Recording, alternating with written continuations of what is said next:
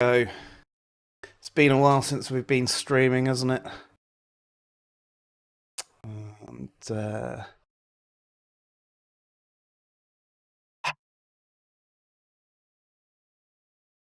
I'm just setting up things so that we can. Oh, look, I'm reverting back in there. Okay, so the stream is now live on YouTube. I'm just trying to get things set up so it can also go live on Facebook. So I do apologize for this. At the moment, Chris, that no one can necessarily hear you. I'm just trying to. Well, no. That's because I've switched the mode to something to test. It would help if I. We are actually live at the moment, but I'm just doing the pre-live crap, where it was just supposed to be the intro, but I just realised I'd forgotten to set up the schedule for what do you call it?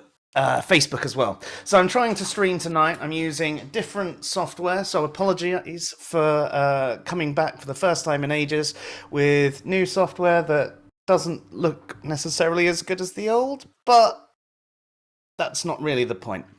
Tonight we're going to be discussing game changers. So game changers in the sense of what changes in games, but not just that, the art of games.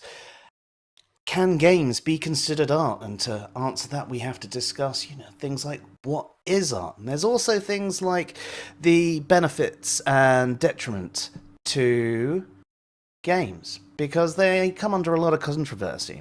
So tonight I am going to be joined with... Sorry, that just distracted me. I am going to be joined by Dave and Andy, but right now over in Discord... we have Kristyn. How are you doing? I am all good. How are you? Absolutely fantastic. And Claire, great to see you as well. There is a really annoying thing that this new bit of software is doing already, and that is picking up every single subscriber that have ever had ever, and it's loading them in. I'm going to just hide the new subscriber thing. That's really annoying. So the chat doesn't seem to be coming through. Let me just test and see if that'll work. Oh, wrong screen. So, there we go. There's the chat. Hey, Per, great to see you as well. How are you doing? Hey. Hope you're feeling a little bit better. Let's have a look at this. I'm currently jealous because of my new ferrets. Right, let's get this so it's a little bit bigger and a bit more visible. Problem with some of these chat things is they just don't show enough stuff. Now the other stuff we wanted to check out was Facebook, but the widget is apparently not authorized to connect to Facebook, which seems a bit weird considering I'm currently connected to Facebook. But let's tell it that it's connected again. So yes, I know that we are messing about and just trying out new things. There is obviously a problem right now where we're just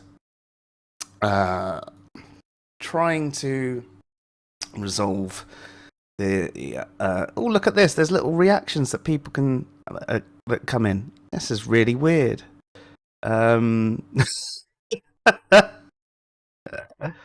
Let's hide that stuff as well, it's annoying. Okay, hey there, Tilting Windmill, great to see you too. So yes, just explaining, if you've only just tuned in, that we're testing some new software that allows me to broadcast to Facebook at the same time as YouTube. The alternate chat version as well. If I just, it is actually working now, so I'm going to just quickly hide the YouTube chat, and let's have a look at the stream chat viewer. Now, the reason for the stream chat viewer is if anyone chats over on the Facebook one, we should be able to see them as well. But I just got to play with those settings a little bit because we cannot see anything, to be fair. Let's get that up to like 30. There we go.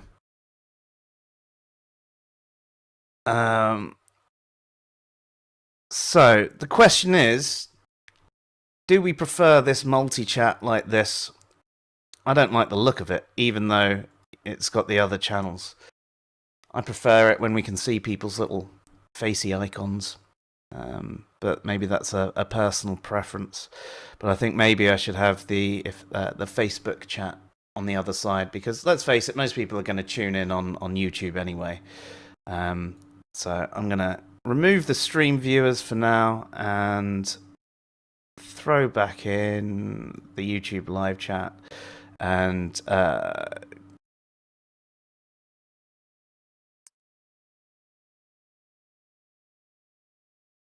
see what.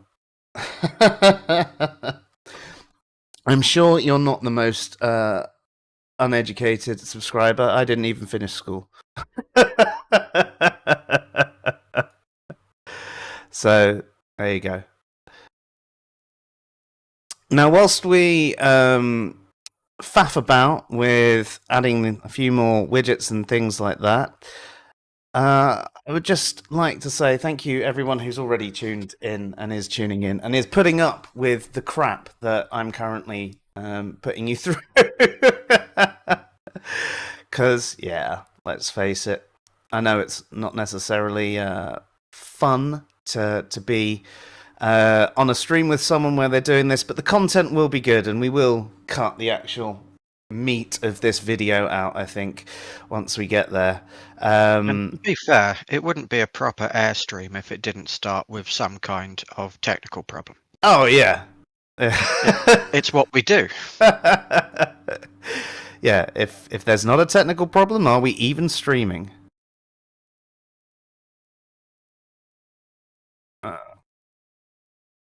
I think I have now got any Facebook comments coming in on the right hand side, if they come in at all. If anyone wants to test on the Facebook stream, go for it. But if not, it doesn't really matter. Cool. All right. So, you most certainly are in terms of philosophy. I don't know. What is philosophy? It's just like thinking about crap, right? Yeah. Anyone who thinks and goes, why? Yeah, that's all it is, right? Luckily, Dave isn't here. He would kill me. Even that sort of joke is probably not acceptable because, philosophy is very serious business. You're not allowed to tell jokes.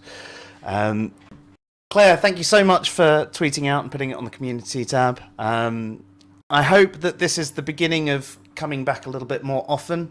I cannot guarantee that it is. Life has been hectic, and a big part of it is I'm just bloody exhausted at the moment, which is why I'm basically doing a 1-minute TikTok video a week. Because I can't. The joys of having kids. Yes, joys of having kids that don't sleep and having insomnia, so that when you're finally falling asleep, they're waking you up. And then work has been mental busy as well. There was a very long period where I was able to work on articles and videos and things like that in and around work, whereas now I'm doing way more hours in my day. I'm sometimes doing like 10, 11 hours in my day. The longest I did was 14 hours, just because I'm just so busy there. And that obviously bites into the time that you have for creativity. And then, by the time I've got the kids in bed, I'm so like, I'm just going to watch reruns of Supernatural or Veronica Mars or something like that. But lacking on Good Place rewatches is what you're doing. Yes. Well, I have watched that through quite a few times now. I wouldn't Uh, say enough because there's never enough times to watch The Good Place because that is the best place. The Good Place is the best place.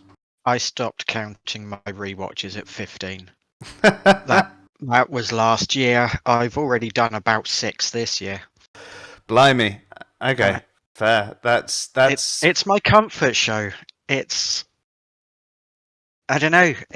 There's just something about it. I can just endlessly go back to it and feel comforted. I mean, I get it. I completely get it.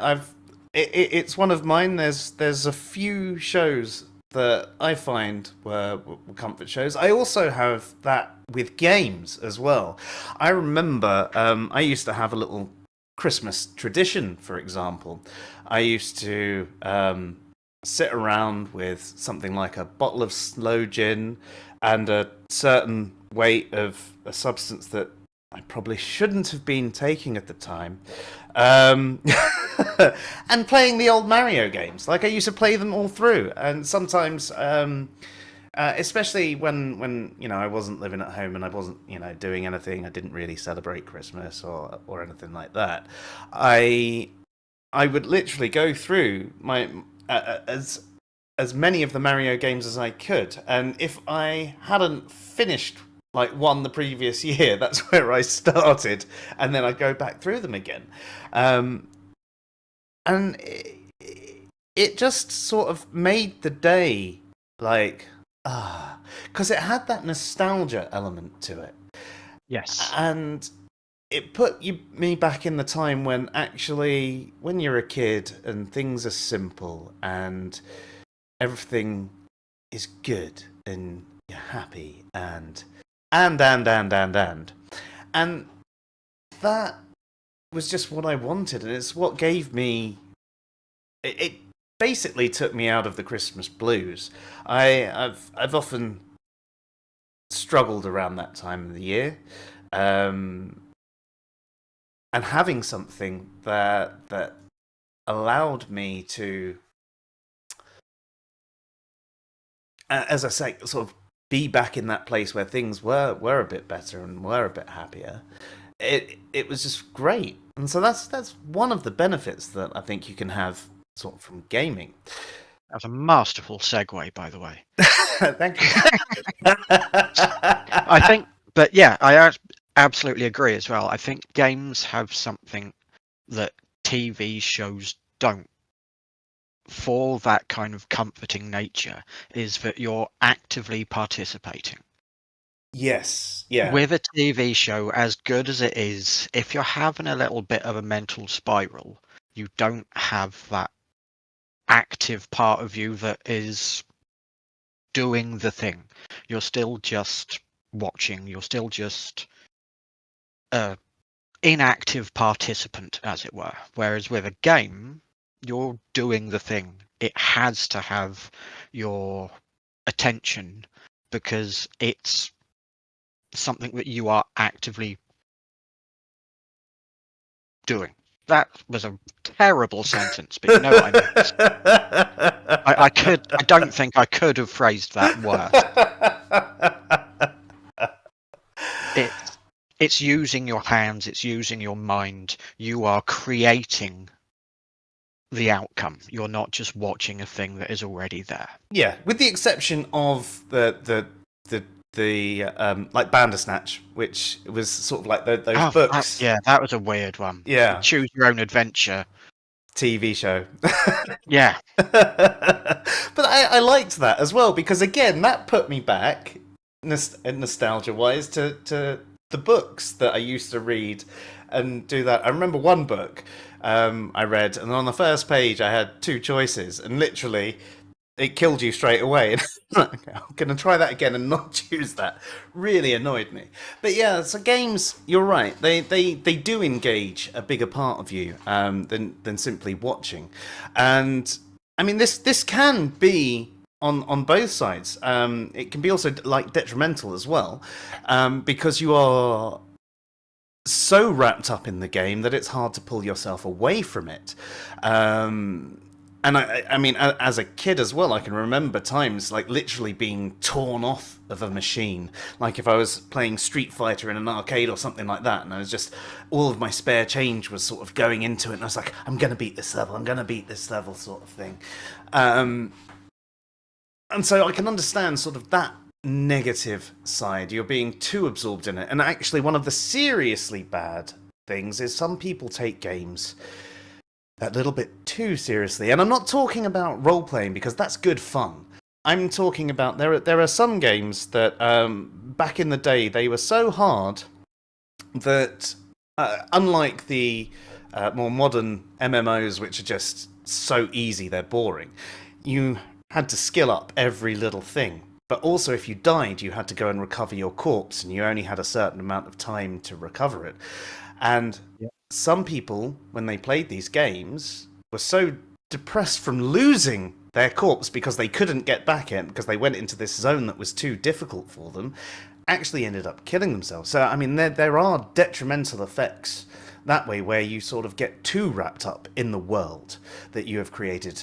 And also you can be more interested in the online world than your real life. And obviously those two problems are limited to mainly the MMO style games. But you can sort of see that sort of thing coming off of it. However, the other side of games where they say, you know, this game caused someone to go and commit X crime, I think for the most part that is complete BS. Bullshit. Yeah. Yeah. Like, there is no strong evidence to support this happening. There might be the odd person who has tendencies that way and gets an idea and goes, "Oh, that's a good way to do it." That is a bit different to, you know, what is It's claimed. not going to change the type of person who they are. You're not going to have a kid who never even thinks of violence as an option for anything, who will then play GTA and think, I'm going to go murder a hooker. Exactly. But somebody who does think, I'm going to go murder a hooker, might play GTA and think, like you said, oh, that would be a good way to do it.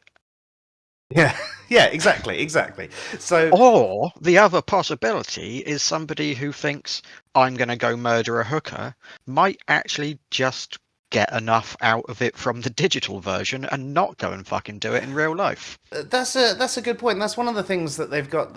I'm trying to not get our content banned, but there's certain.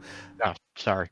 No, not with that. There's other things that can be said that, you know, they're trying for methods for people with unseemly proclivities, and they have certain dolls, and they wonder if that is going to help them fight their urges, instead of actually acting on the urges, or will it build and build and build on the urges till they eventually do it anyway? That is kind of a tough situation to be in. There's a lot of disagreement psychologically with that. I was having a discussion on Facebook the other day, which kind of marries into this, of somebody on one of the neurodiversity groups was looking for advice on ways to deal with anger. And most of the comments being made were really, really good, really sound, really justifiable things. But then there were the few which were, oh, you just need to go and punch something. Just buy a punching bag. Every time you're angry, go and let your frustrations out on the punching bag. And this is something that I'm quite interested in previously, being a martial arts and self-defense instructor, is if every time you're angry, you teach your brain that the way to get rid of anger is to hit something, your brain gets that dopamine release from violence, not from healthy coping mechanisms. And your brain at that level doesn't care what it is that you hit. No, You're not that's true. teaching it that hitting a punching bag is a good release. You're teaching it that hitting things will stop you from being angry. And hopefully most people will be able to channel that and not hit someone, but it's not really worth the fucking risk, is it? No. But I mean, I suppose that could be an argument against people who game through, say, anger. Yeah, I just completely shit on my own argument. Yeah, well, yes and no. I mean, it's one of those things. The difference is you're not actually going and hitting something; you're simulating hitting something. And is that a different? You know, is it a? Let's just say every time you're angry, you go and play Street Fighter instead of hitting a punch bag. Is that having the same effect or a different effect? Are you training your brain in the same way that you would with the punch bag, or actually you're saying you're training? I need to take myself away from the world and have a game. Yeah, hopefully it's the latter. Yeah, definitely. Hopefully.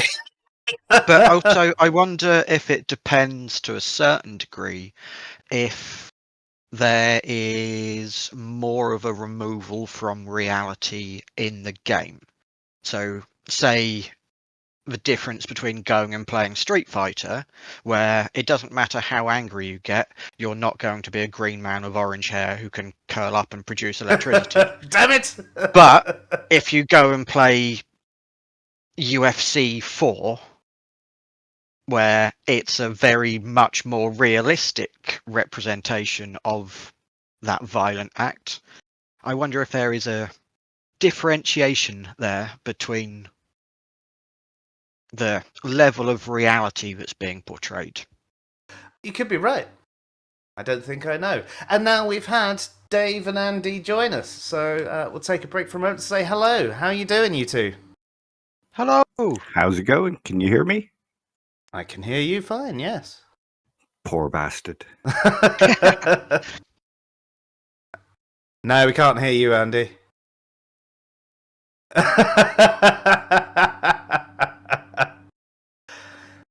Do you know, Andy, I think that's the most hair I've ever seen you have.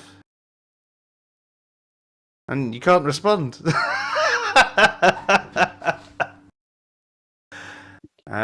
Well, whilst you try and figure that out, let's catch up with Dave. Dave, how are you doing? Not too bad. It's just finished dinner and moved everything upstairs, so sorry I'm a bit late. That's quite all right. We had a bit of fun messing about with. I've just realised I've got to push control to talk. You got PTT on. I do. And Dave, you're being far more professional than me because I'm sat here eating my dinner on camera. Yeah, nobody wants to see me eat dinner. I had to change my top before coming on stream. I just wolfed mine down as well, actually. Yeah, just covered in curry sauce and potato and chicken and yeah. And that was before you started eating. Exactly. So, yeah, we've been catching up and we're talking about at the moment the benefits and detriments of gaming. So some of the benefits that we've had is like a comfort show. It can give you that sort of comfort, and it gives you more than a comfort show because you're interacting with it. There's also a nostalgia element. It can take you back to a place in your childhood where you were happy. There is now, but not for the kids. That'll come in a few years' time. For Yes. They'll be in 20 years' time. Oh, do you remember when we used to play Minecraft? Oh, we had such a laugh at that. The graphics were amazing. How depressing is it that in 20 years' time they might be on like season 8010 of Fortnite? I've still never actually played Fortnite. I can't get into it. I played it a lot. Battleground, but it took like 15 minutes to load up, and I thought any game that takes 15 minutes to load up on my computer isn't worth playing. So, I used to play Fortnite a lot. It was one that me and the kids could all play, like not at the same time, but we could sit down and have a couple of hours, taking it in turns, seeing how well we did, all of that. But we've stopped, we've uninstalled it. And I actually want to raise this as one of the things, because positivity is the whole family interaction, doing something together, bonding over that kind of action, but also as a detriment, because it felt like a fucking job. Every day you have to go back and do the daily challenges or you're going to miss out. Every season you have to put in so many hours to get the skins, to get all the stuff. Otherwise you feel like you've left out. And I think there is a real detriment to some of these live service model games where if you don't go back every single day and put in 100 hours over a month or whatever, you just feel like you're missing something. The FOMO of these live service games can be really detrimental. I totally agree with that. I used to play. It was a game where you had to go around collecting dinosaurs. So it was a Jurassic Park. Is that game. the Pokemon Go style one? Yeah, it was Yeah. similar to that, where you go around and you dinosaurs. Yeah, I And I loved was it. in like an alliance and stuff like that, and you'd have to do like these daily things, and like after a while, it just become a chore, and I was just doing it for the sake of it, and I just thought, nah, sod this, I'm not doing it anymore. So I stopped. Yeah. But yeah, I totally get it. It it's not quite an addiction, is it? It's more of a Is it more of a habit that you've gotten yourself into? You kind of got you enjoyed it to start with. You enjoyed doing all Yeah, these different things, and habit. then it's kind of flipped over to become, well, this is, like you say, it's a job, it's a chore. You're just doing it for the sake of it. You're not Yes, enjoying you it. feel like it's a requirement to do, not something that you're choosing to do because it's fun. Mm, yeah, Yeah, I get I've what you never. I mean with just stick that. to retro. Sorry? That's why I just stick to retro gaming. But yeah, It's a that's lot fair. easier, isn't it? No, I think there are a lot of games like that where you do end up feeling like you just have to go through the motions and you actually forget about the fun of playing the game. You're literally just, as you say, it becomes a bit of a chore. But there is almost an addictive quality to it, though, because I just have to get this item. I just have to finish this quest. I just have to. I need to log on and make sure I collect my tokens or whatever. And again, that's other sort of negative effects that can sort of come out of gaming. I was gonna say it's the difference between somewhere around the mid 2000s mark, gaming changed. It wasn't a game that was released, and you might get a couple of mods a bit later on if you're on a PC or whatever, or some additional stuff uh, with PlayStation add-ons and stuff like that. It become to like a continuous game. So like Fortnite, everything's updating the whole Live time. service. Yeah, exactly, and it's Yeah. all microtransactions, and that's where obviously the big money is. Mm. Which is obviously why gaming's gone that way. I do want to say, though, not every live service game is necessarily negative. It's the ones which do this kind of freemium, it's called on mobiles, Pay with to like win. the Fortnite and stuff like that. Fortnite isn't pay to win. I will give it credit for that. It's pay Everything to look that good you buy player. is cosmetic. Yeah. Unlike, say, I don't know if you all remember the release of Star Wars Battlefront 2,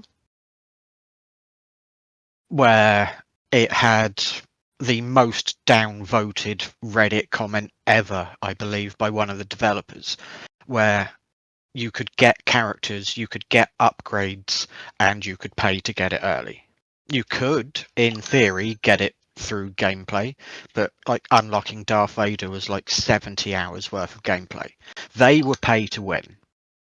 Games like Fortnite and Apex Legends, they're, like Andy said, they're pay to look good. They're not necessarily pay to win, but they're still absolutely nailing you on that fear of missing out. Yeah, And and they the payments, the battle passes and all of that were completely unnecessary. Like, I think I once paid for a loot box in Overwatch just to see what would come out of it, and it was just like all common items, and it was like, really? And actually, with Overwatch, you can again get all of those cosmetic items either free, or they did sometimes run like the summer event, and then you can only get these items in the summer event, and that's how they sort of got you with those ones. But I mean, I was always a big RPG player, or a platform scroller, but time and effort wise, I ended up going to games like CS:GO and Overwatch and things like that, because it's quick and easy, and I can jump on and play a game for 10 minutes and go, oh, that was good fun. And sometimes you'd end up playing for hours because you'd find a good group of people, and sometimes you get really pissed off because you had people on your team that were, just not acting. It's a team game. You have to work together, and they're not collaborating.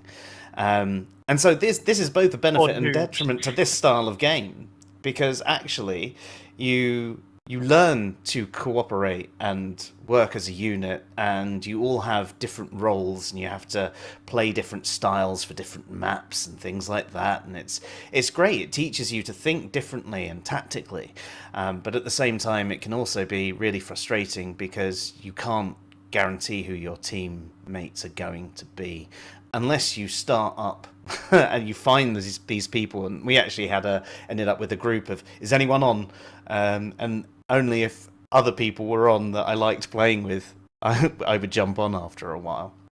Now that leads into something else that I think is worth raising as detriment as well, is you saying about playing with other people and getting frustrated when they're not fulfilling the role that they're supposed to be doing, or not doing it in a good enough quality that makes you enjoy playing with them. yes, There sort are of. other, but it's what you do with that frustration also can be detrimental for other reasons, like the Yes. toxic communities that come up. I used to play Overwatch.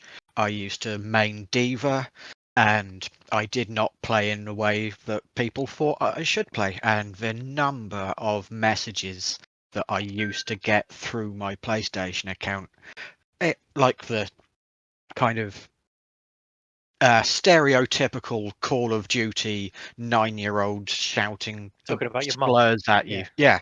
Yeah, no, and that is that you do get a lot of toxic gamers, and I remember being in the games and just being like, it is just a game. It is frustrating, but it's just a game. Like, and don't get me wrong, I was getting worked up because the bit that I got worked up about though wasn't necessarily if someone played poorly. It was if people weren't communicating, and it was just sort of like, if you've got a particular objective on a map, right, we all need to go here, let's do it this way, and you all sort of agree it, and then someone just decides to just run in on their own, and then they get killed, and then because they're dead, You're talking of Leroy Jenkins, right? yeah, well, no, I'm not, but they are. That is exactly what it is. When you get the people who are basically Leroy Jenkins in the game, and it's just like, come on. And that's frustrating. But you're right, there's no point in being overly toxic about it. At the end of the day, it is just a game. But this sort and of that goes back to what you were saying earlier as well, is you're getting so heavily invested to a detrimental level at times.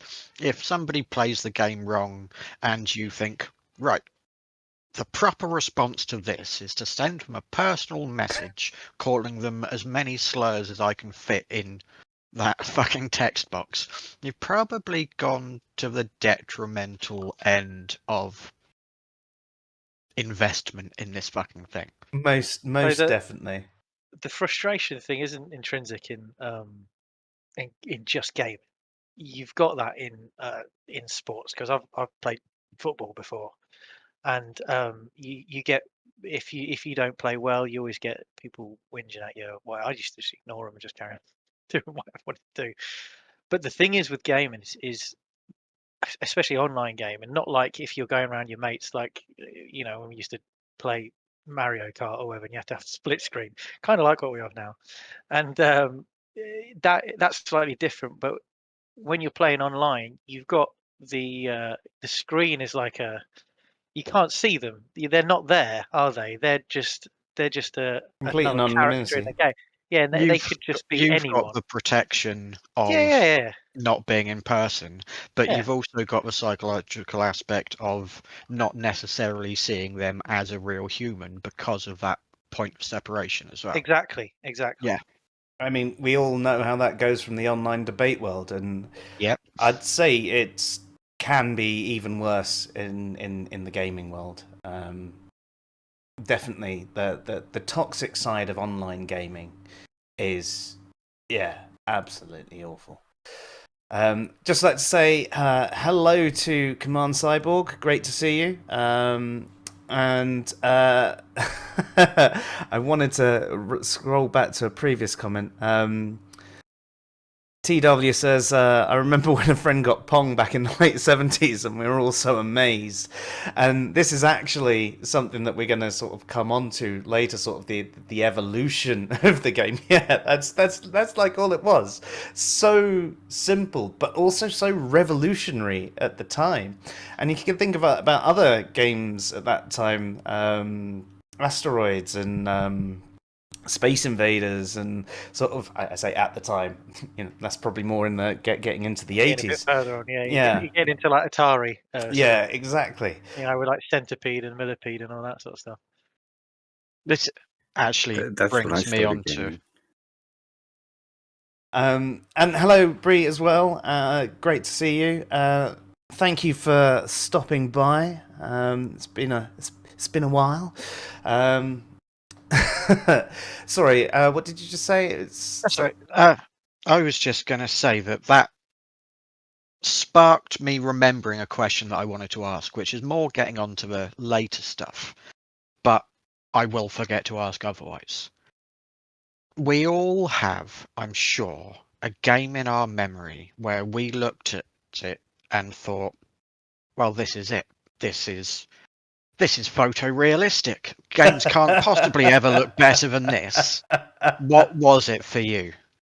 Mine was Gran Turismo 2, when the camera swept past a car and you could see the reflections of the environment in the paintwork. And I thought, fuck, this is it. This is as far as it goes. This is like watching a fucking movie. And Jesus Christ, looking at it now, it's terrible.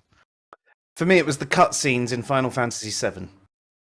They were just, they were so out of this world. It was just, at the time, so revolutionary. And that game was on like 3 discs on the PS1, wasn't it? Like, constantly having to change it for the chapters. But that's because these videos were so big for the time. I mean, looking back on it, they weren't exactly that high quality, but even still, they look good. I also remember the intro to Syndicate Wars being pretty cool. The actual gameplay of it wasn't all that, but that was something. I used to love Syndicate on the SNES. Used to love it. Yeah. Did you play the second one though, Syndicate Wars? Probably. I don't remember it as well. First-person shooter, wasn't it? Rather than an was it? actual strategy game. No, it was still the same. You were still top down on it on Syndicate Wars. It was just. Oh right, okay. It was just the next sort of iteration of it. Basically the same game but with improved graphics, except you could play on either side. So there was the Church of the New Epoch as well as the Syndicate people.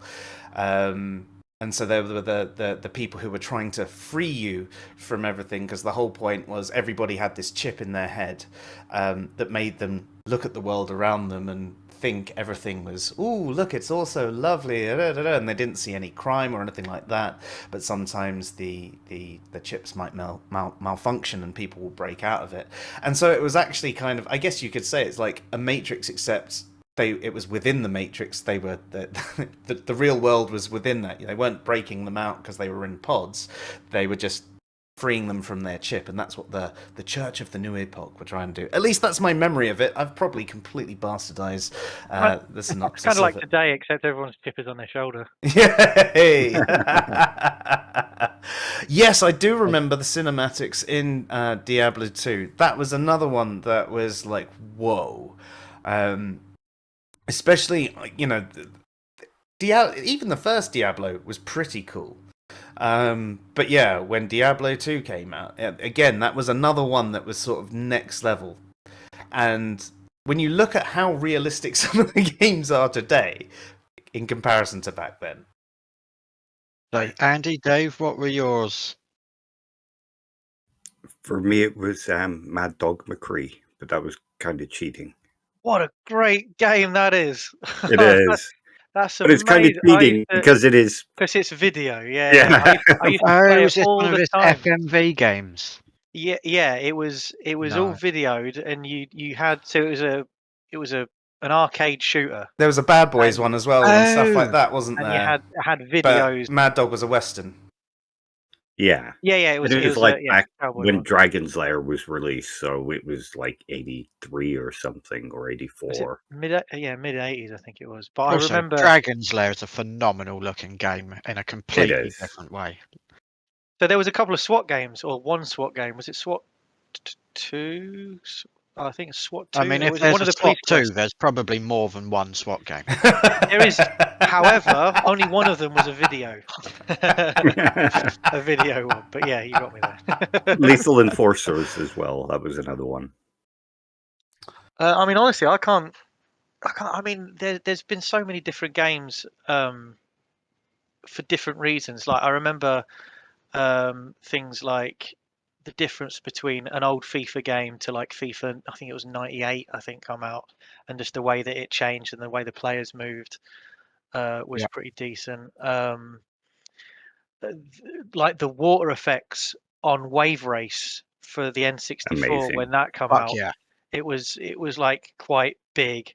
And sticking with the N64, GoldenEye's get not necessarily the graphics because they were still a little bit on the blocky side, but the way that the game felt. Like previously, it was things like Doom and Quake that were the first person, and they were all sort of like rigid, like the way that it moved. But when you were moving along in this game, it had a kind of a almost like a Bob and bouncy feel, like there Sway. was as they were moving, and it's something about that game kind of just it was didn't necessarily look much different. I mean, obviously the graphics are slightly updated, but it's just the way that the game felt. I think GoldenEye was a massive one. No, for I me. think I'd agree with you on the feel of that. In fact, I generally don't like playing first person shooters on a No, control at all.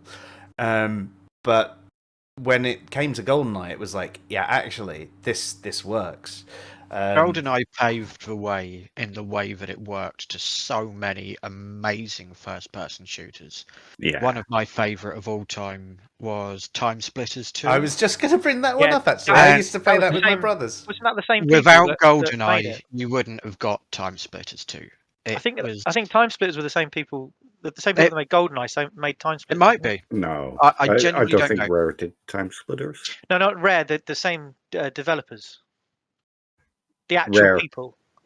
Oh, okay. Sorry. They moved from Rare to somewhere else. I might be bullshitting there. It might be another game, but I must have. I'm sure that it's sticking out of my mind for some reason. I just it's ringing bells, but I might have got it totally wrong. Got cross wires. But I mean, regardless of whether it is the same actual people who developed it, the DNA of Time Splitters is 100% from GoldenEye. You would not have got that game without the other. And yeah, I think a lot of good old FPS games owe everything to GoldenEye. Yeah. Yeah, I'd say that. Yeah. Tilting and- Windmill I says. was gonna say, Sorry. I was just going to say, going forward, other big ones like I quite like some of the Rockstar games. So like San Andreas, GTA San Andreas was quite a big one. After when it come after number 3, it's just where the worlds have got bigger and the more interactive. And then you've got GTA 5 I think was the last one that was released. I know they're working on 6. But again, it's so big, like an open world, that you can just go off and you don't have to do the missions. Well, the last big one was Red Dead Redemption 2, which I'm a massive fan of, because the story on that is just immense. If you've played it, I won't spoil. No spoilers, but just the way that you can go off and do whatever you wanted Like as a cowboy. sandbox games. Exactly. Yeah. Yeah, like I think another one which is a good example of this in a slightly different way would be Baldur's Gate 3 as a more recent example. I still haven't played BG3. I loved 1 and 2, and really want to play 3. But it, like I was saying earlier, the time for an RPG. Baldur's Gate don't 3 have is it. a hell of a time sink. Yeah. You need to be able to either have a fucking incredible memory for what happened last week when I got an hour to play, or you need the time to be able to sit down and just cane it. That is one of the reasons that I stopped playing so many games that I've played, because I'd be playing it and I'd, have a week or two before I got to have another go at it, and I'd go, what was I doing? Where am I at? Yep. What were the buttons to do this? Just catching up with the chat. TW says, my parents made me spend my 11 years birthday money to buy my Atari, and then I couldn't afford to buy games for it, so I only had the pack-in game. I did eventually get Asteroids, though. I had a similar one, actually, for when the NES had probably been out for maybe a year or two, I think, maybe even more. But I saved and saved and saved and saved up, and it was £99 I had to save. So as a I think I was 5 at the time. That was quite a lot of money, and it came with the Mario and Duck Hunt sort of one, and the you little got the gun. shooter gun, yeah. And that was great, but games, I mean, games are some of them are even more expensive now. But back then, as a kid, especially with parents that never agreed with gaming, having to save up sort of like 30-40 quid for a game as well, it was yeah. It was.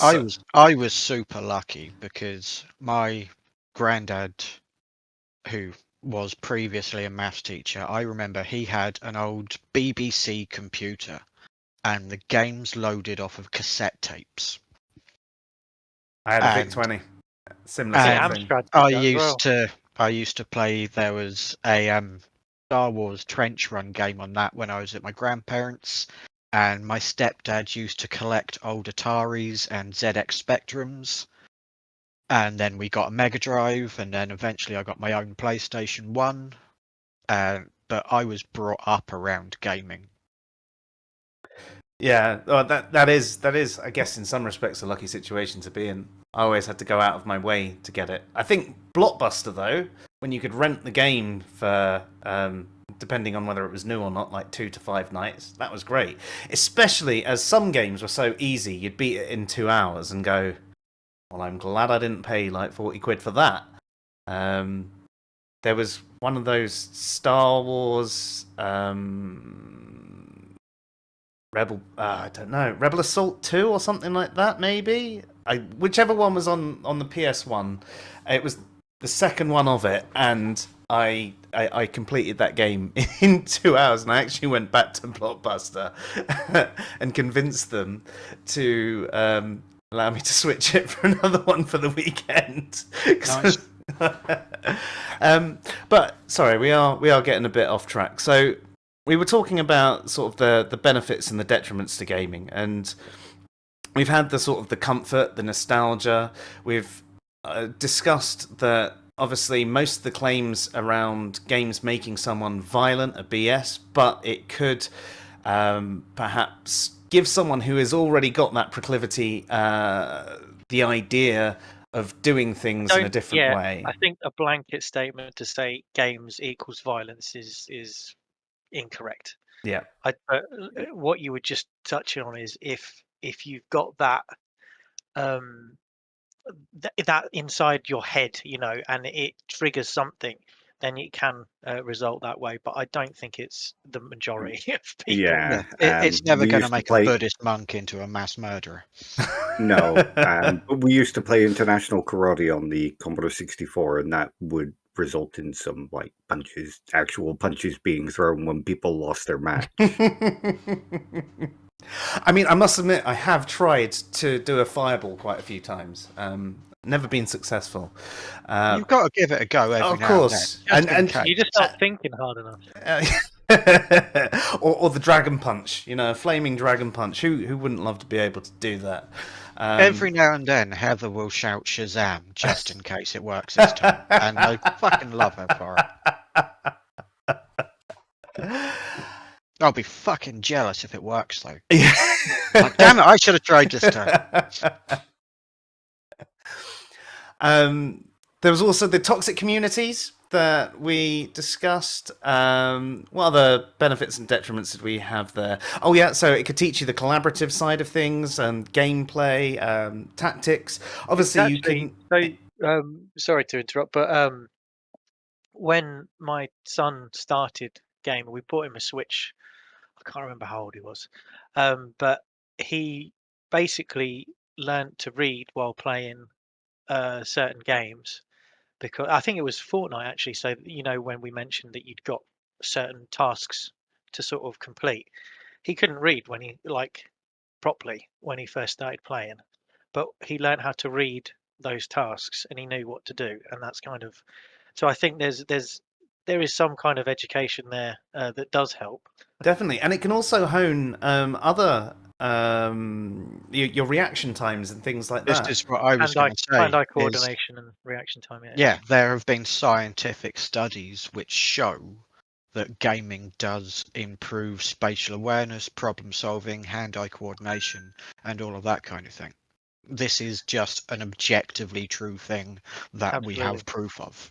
And let's face it, some games actually emulate like board games. So if you want to play, say, chess, and you want to get really good at playing chess, you can play against a computer and get better and better and better at that. And you can now also play online against other people as well, and learn to play against those things. And then when it comes to a real game, you can your skills will be more honed than someone who hasn't played since the last time. So again, you've got another benefit there where it ties back into the whole skills and the tactics and memory side of things as well. Also, saying about chess and board games, you can play other board games on consoles and PC as well. I could sit down and play Monopoly with you three through my PlayStation, whereas we'd collectively have to drive hundreds of miles to be able to meet up if we wanted to play Monopoly in a more traditional way. There's a sense of getting together and community in a more narrow sense than the multiplayer games that you were addressing before.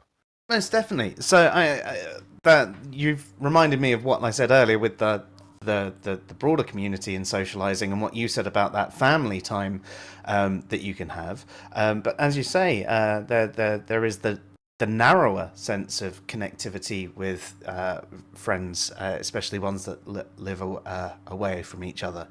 And whilst you're having those games, you're not going to sit there the entire time and be completely quiet. You'll have the conversations, you'll have that chance to catch up. So yeah, again, great point. I can't remember if there is any other benefits or detriments that we've already said, but are there any more, or shall we move on to the next section? Nothing else that comes to my mind, other than saying that, I was saying that family time used to be Fortnite, now it's Mortal Kombat 1, so now I can beat 7 barrels of shit out of my kids, and it's all fine. I say I can. I used to be able to. They got quite good. Little fuckers. Cool. Well, I'm going to say that my son now beats me at FIFA, and he's 9. Oh dear. It's only because I suck at it. I'm like, come on, let me crack out the N64. I'll show you. Let's play FIFA 99. Actually, before we move on, do any of you, or did any of you, have that one game where you could play it sort of without even thinking, and you'd probably be the winner? Tekken 3. What was that? Sorry, Tekken 3. Tekken Mario 3. Kart. Mario I Kart. got Street a Fighter Turbo or Champion Edition. Nice. nice. Mine was Yeah. actually Street Fighter 3, or yeah, the ones that came out on PS2 onwards. I was good at the earlier ones, but the second they came out on the PS2, I got really, really, really good with those. I got a PS1 on the Christmas after it released, and the only 2 discs I had were the demo disc and Tekken 3, and I genuinely couldn't even guess at how many hundreds or thousands of hours I put into Tekken 3. It was just, even when I got other games later, it was just my thing. Which was Fuck anybody who plays Eddie Gordo or Oh, yeah. Dr.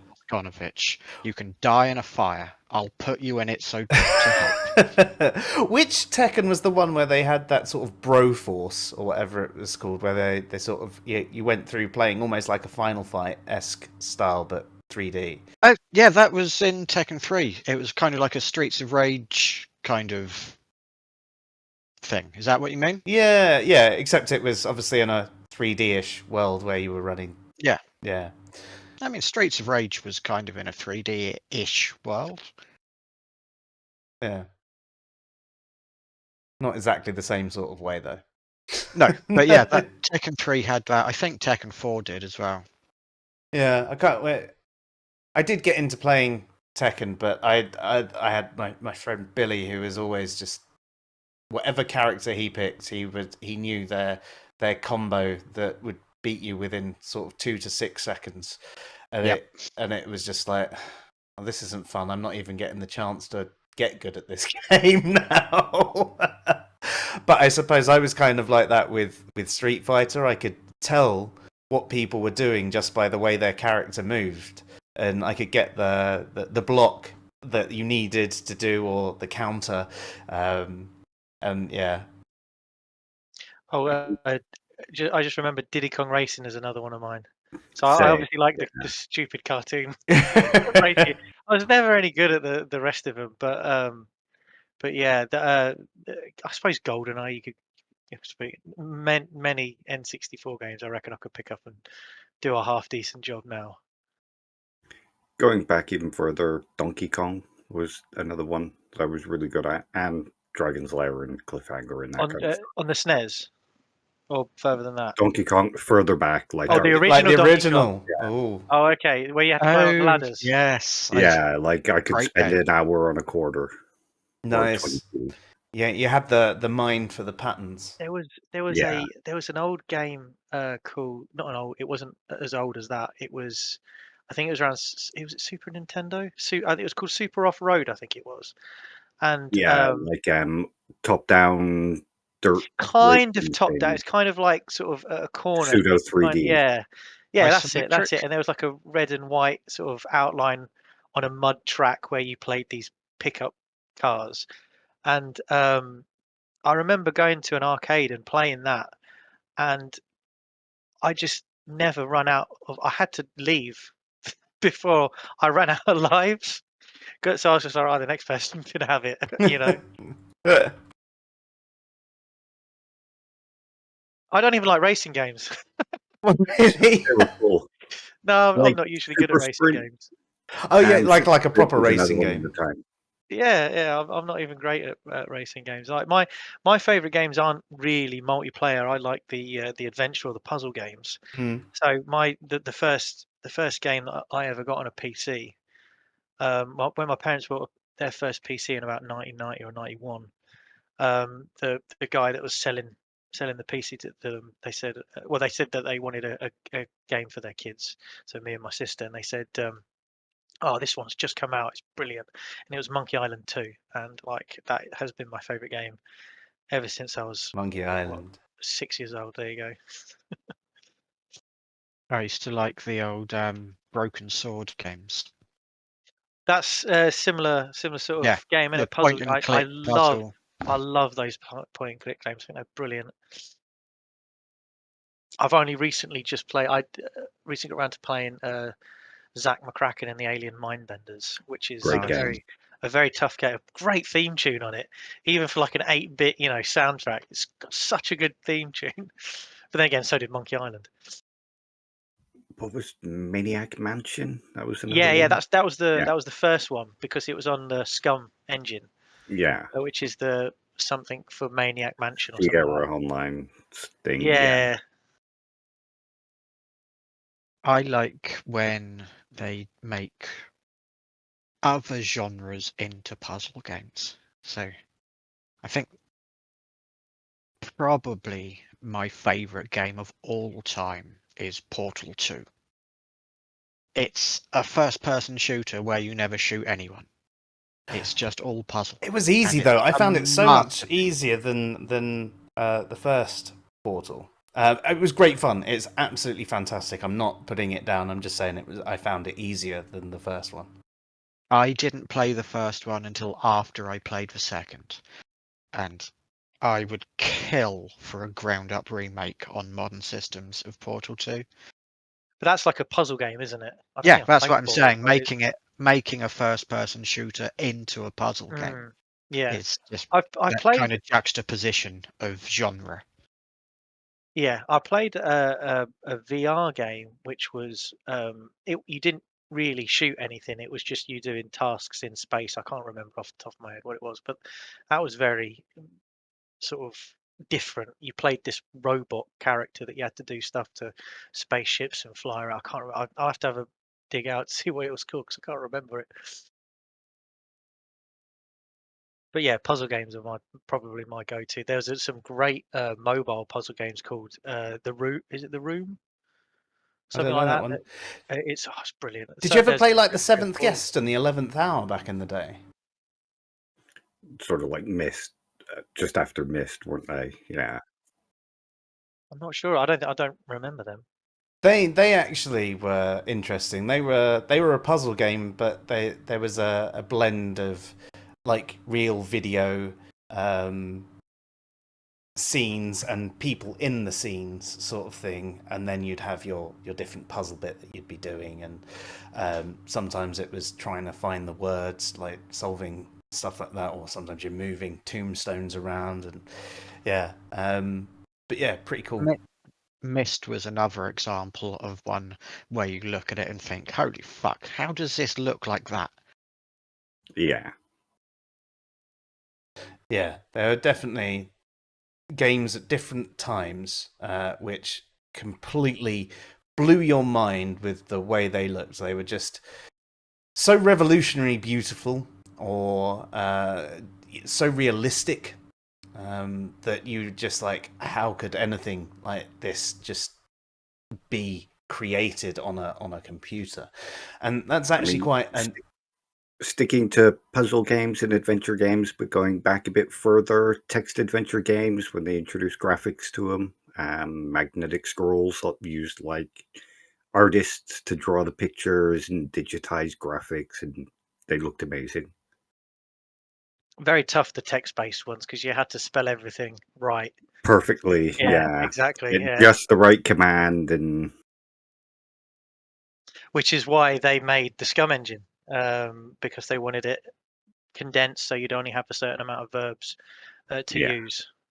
And then they made it even easier when not easier, but I think better, that you couldn't actually die or get stuck.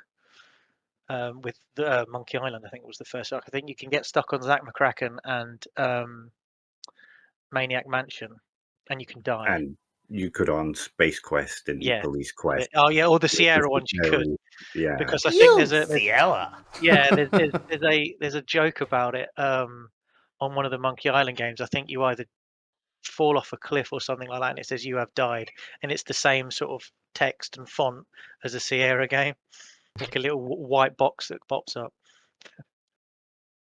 Yeah, I remember those Sierra games actually. They're pretty good. again, for the time, Quest yeah, that's it. was one of them. Yeah. Yeah. But they actually looked, again, quite ahead of their time. Obviously, they were at their time, but they were much better graphically than other things that were around at the time. And I think that, you know, with the fact that there is so much sort of either these scenes and things like that which are just beautiful, or the fact that you've got this realism, it sort of brings us on to our next section quite well of can games be considered art? But before we actually answer that question, we have to have a brief discussion on what is art. So, Dave, that one's for you. How am I supposed to know about anything like that? Well, do what all philosophers do. Just make it up. We'll just go with Wittgenstein's. Art is whatever we point at and go, that's art. There's the family resemblance That's not sort of helpful. thing. So in the same sort of things, you recognise sports by what other sports are, and you recognise games by what other games are. And if you were to line them up, you might say, oh, yep, they're all really, really, really similar. But you might get at either end of the spectrum of what is art, or what is a game, or what is a sport. They're very, very different things. And you're like, how are these two things actually in the same ballpark? I mean, I think the what we average need person, art is just very subjective. It's what we find beautiful or offensive sometimes. It's for the individual, it is what they think is art. I think for the discussion of whether video games are art or not, we also need to make a point of differentiating between an art as a practice, like a martial art or the art of coding or anything like that. We have to nail down that we're addressing the kind of expressionistic nature of art. Well, that's very right on both of your points. Dave, we did that stream, should I say, on Can Beauty Be Objective, and that was, you know, discussing objective standards within art, And the obviously Walton's ideas. and whilst, you know, beauty is subjective, you can also have a standard and say, does this tick the boxes of this particular standard? But to come on to your point there, Chris, it's how do we differentiate simply between what is beautiful and what is part of, like, the arts, and what is something like a martial art? Because you can say that there is, well, you wouldn't necessarily look at a beautiful human and go, they are art. Maybe someone would, but it's That's a cheesy line.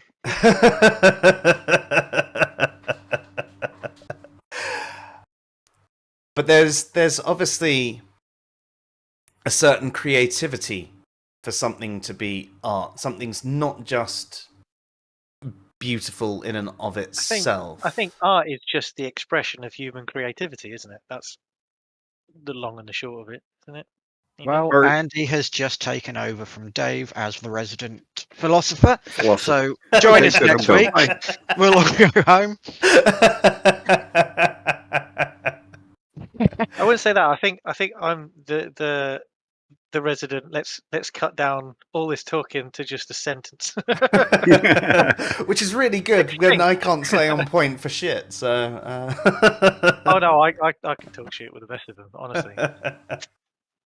I can barely string a fucking working sentence together today. So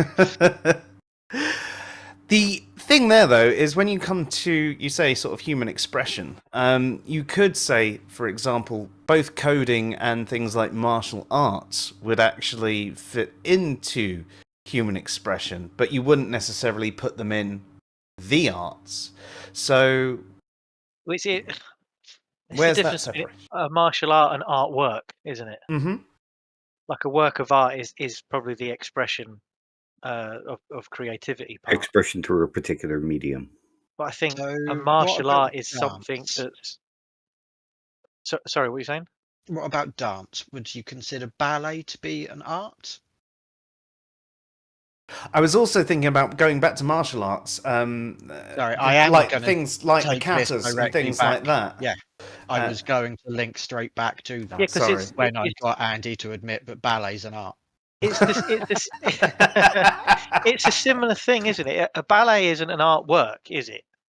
Like, Is it not? Do you not think that I Swan think Lake is a work of the art? choreography and the story behind it, then I would probably say yes.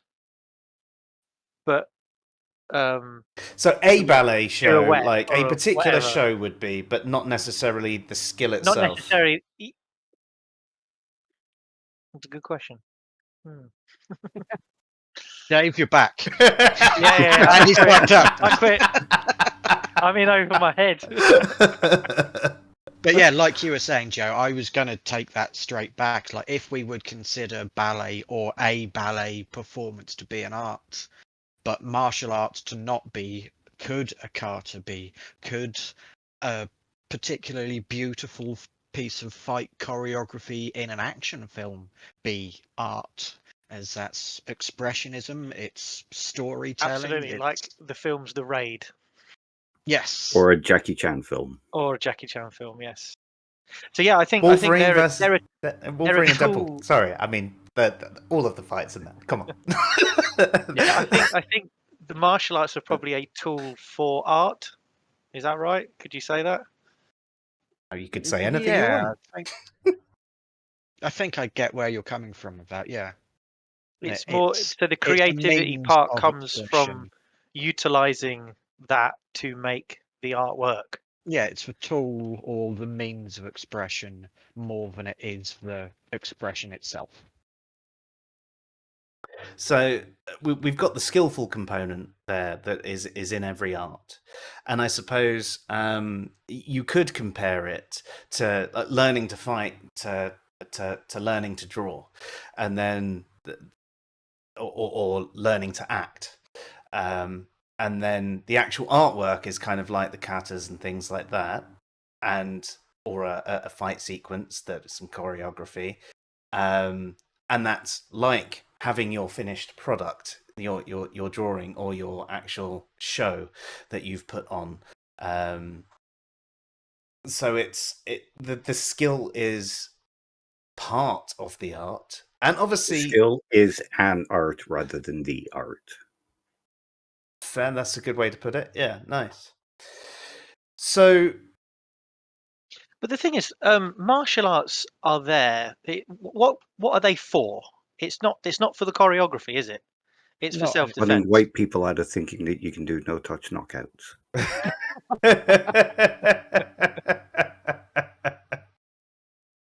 Oh God, sorry, but I Is that Aikido? I will say right now that compilations of people getting knocked the fuck out when they're trying to do no touch shit is art. Brilliant. It's an art in itself, yeah. Watching some fuckwit who thinks he can manipulate your chi from across the room. They're sat there with their hands on their knees like that, going like this. Oh, yeah. And then listening to the excuses like, but his tongue was on the roof of his mouth, so therefore I couldn't channel the chi properly.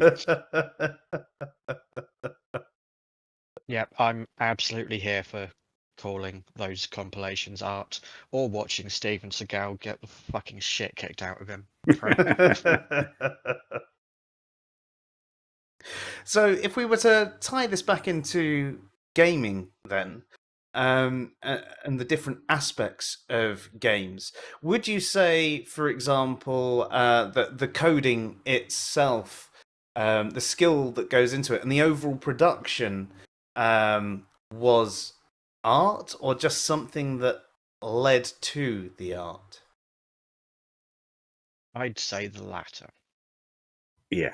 There is an art to coding, but that is being used in a different way.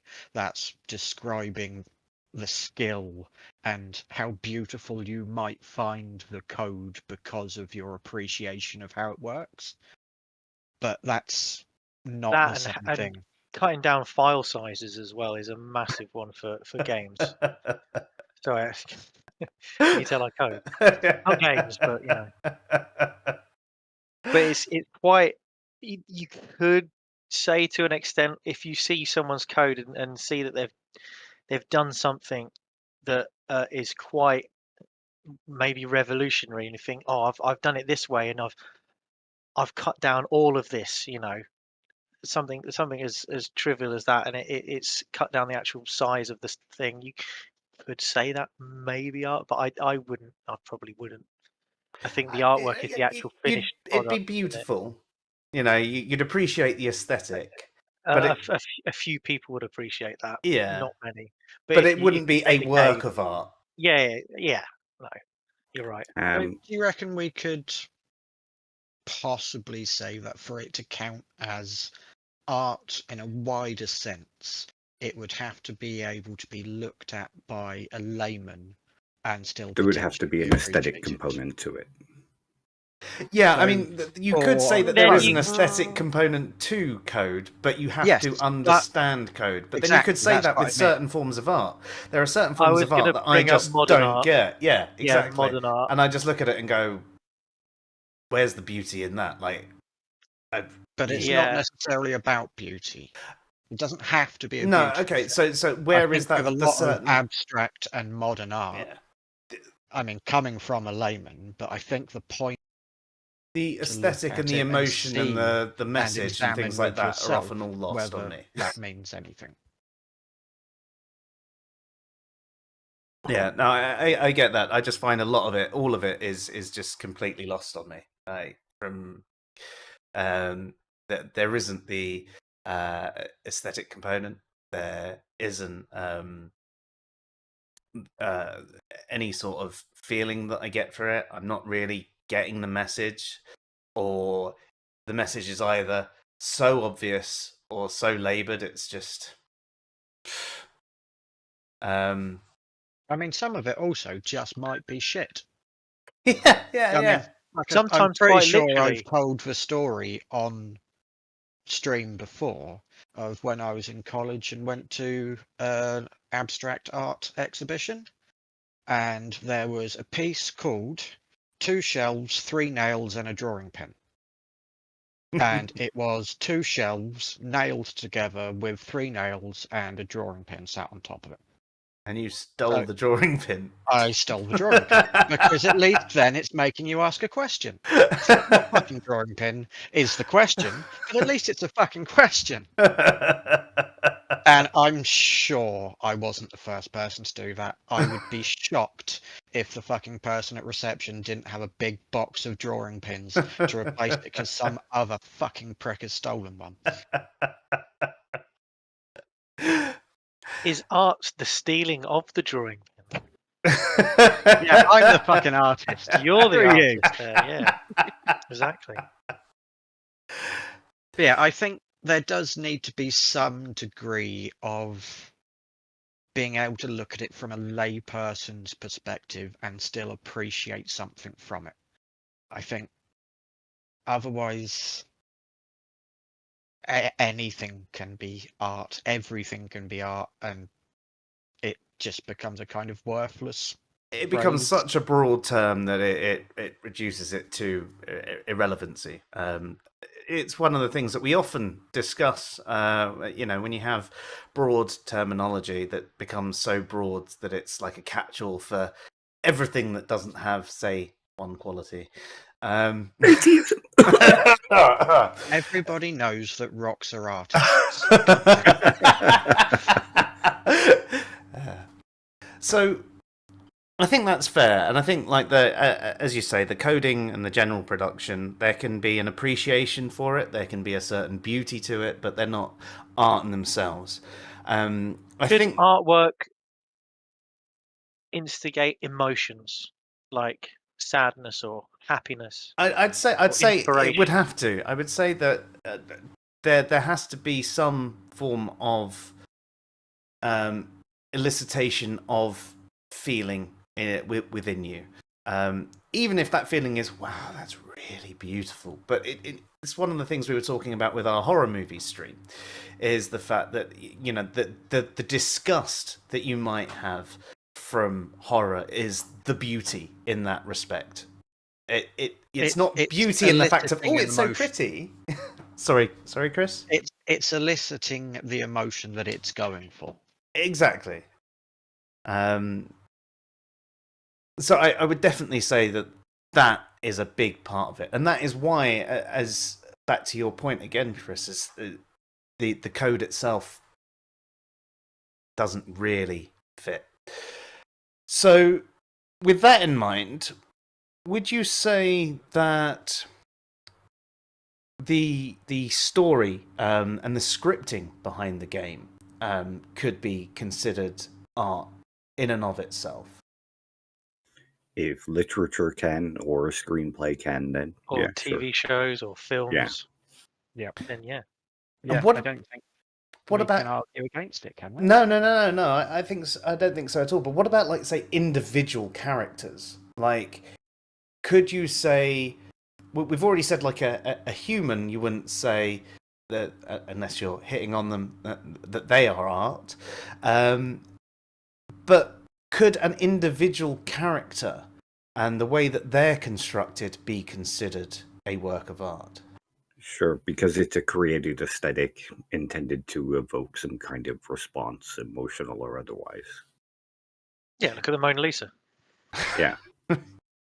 Also, I mean, I'm going on a little bit of a sidetrack here, but I don't actually think I agree with the fact that you couldn't call a human a piece of art. Some people have put so much effort into molding who they are as a person, both mentally, I'm a work of art, psychologically, look. personality, and physically, that I think You're a some canvas, people- not a work of art. I don't know. I don't think I agree. I That's kind of irrelevant. I sort of Dave. agree with what you're saying there, in the sense of there are people that have worked on themselves. If we talk purely from the aesthetic point of view, they have worked themselves to be incredibly beautiful. They have all the lines in the right places. Some have overworked. Look at Dolly Parton. Her famous line of, "Do you have any idea how expensive it is to look this cheap?" Dolly Parton is a fucking work of art, and I will die on this hill. But I think that maybe. Sorry, I've gone on a complete fucking tangent. No. I still don't think it's in the same sort of ballpark. But it is a very good point. It's something that I need to mull over when I've got a bit more time to think about that particular thing. I'll probably have a sleep on it and forget all about it. But yeah, back to the original point. So Individual characters within games, can they be a work of art if the game itself isn't necessarily?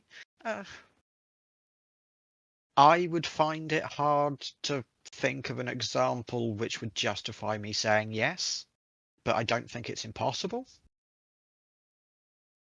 Yeah, I mean, I think you can have a well-crafted character, for example, in a book, but the actual book is a bit crap. Or the same sort of thing where you could watch a movie or a TV show. Sometimes there's really good characters within these shows, but the actual shows themselves are poor, and you really want to like the show. Have you seen the new horror film In a Violent Nature? No, I'm really behind on my horror because Katie hasn't been in the mood for them, and I'm gonna have to get.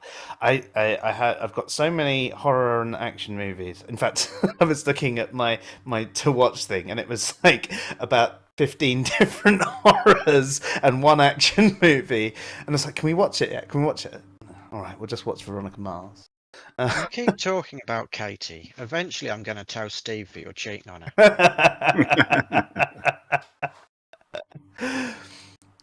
Well, In a Violent Nature has some really interesting sort of experimental parts to it. Like a lot of the film follows behind the stalker slasher guy.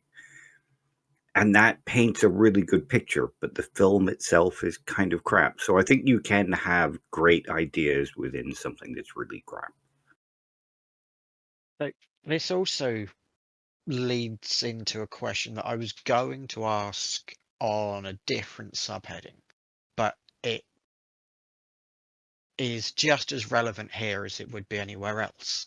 Is, do we think that one element, so one character who is so good, one element of cinematography or whatever is so good that it raises up an otherwise terrible, bad, not good product enough that we would consider the whole thing to be art? Can it can something that profoundly beautiful in just one example raise the rest of it up, drag the rest of it up, one might even say, to a level where we give more of a consideration to the rest of the piece as a whole? Well, if we consider something like the arts, let's just talk about theatre, for example. And let's say there was a play. It's already considered a piece of art. It's just whether it's good art or bad art. So you could have a bad piece of art with redeeming qualities. And for example, the character, you could have an amazing character. I'm not sure having an amazing character would be enough to say that work of art is suddenly good because of that one redeeming quality. They would have to be so amazing for that to be the case. As a counterpoint, a shark coming out of a guy because he drank a glass of water. I will fucking kill you. Swear to God, if there was a slap Dave in the face button on my keyboard right now. See, Kristyn knows what I'm talking about. It raised it to art. She can't forget it. I hate you. You beautiful fucking bastard. I hate you. So for everybody watching who doesn't know why I despise Dave with a passion, it's because he said that the film Ghost Shark is a masterpiece of horror, I think was the phrase you used. It is. Masterpiece of horror comedy. It's the worst film I've ever watched all the way through. So at least I did finish it. And you can't forget it. I've tried. You're scarred for life. Yeah. Dear audience, please do yourself a favour and just don't. Just Watch it. I don't care what he says. Watch it twice. Just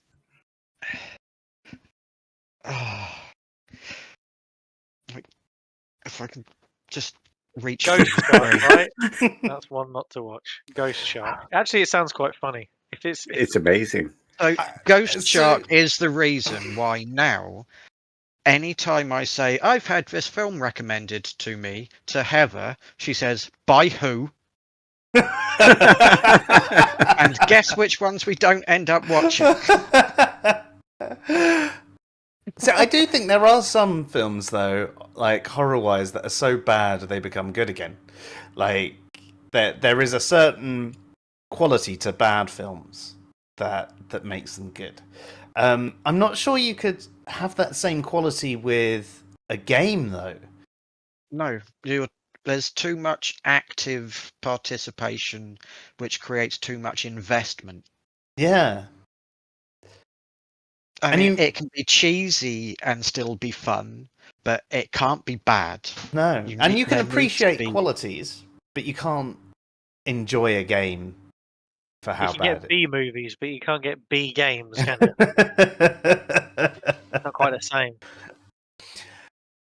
So fair. So just to bring it back on, we were talking about characters, and characters can be considered of works of art, even if the game in itself is awful. So, and we've said that the story and the scripting can be, whereas the coding and general production of the game is just what leads to the work of art. So, I assume because there's the obvious aesthetic within, say, the scenery, the backgrounds and things like that, that is an obvious. Well, yeah, of course they can be considered art.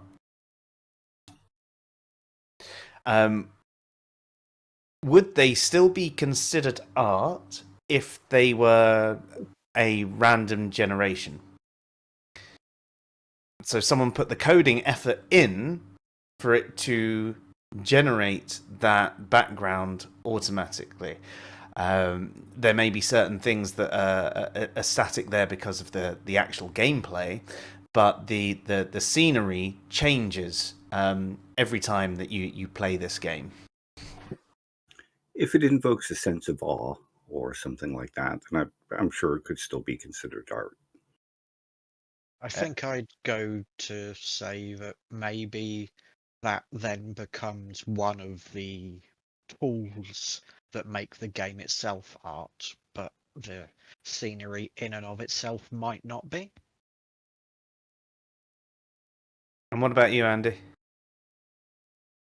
I mean, the first thing that comes to my head is Red Dead Redemption 2, and the way that the scenery is just insane. Even if you've got like a lower graphics card, you don't have to have like a top end one for it to look pretty amazing. And again, the characters in that are just brilliant. Like the character arc in the RDR2 for the main character is probably the best. It's probably the best storyline out of any game I've ever played. A close one, another one would probably be The Last of Us.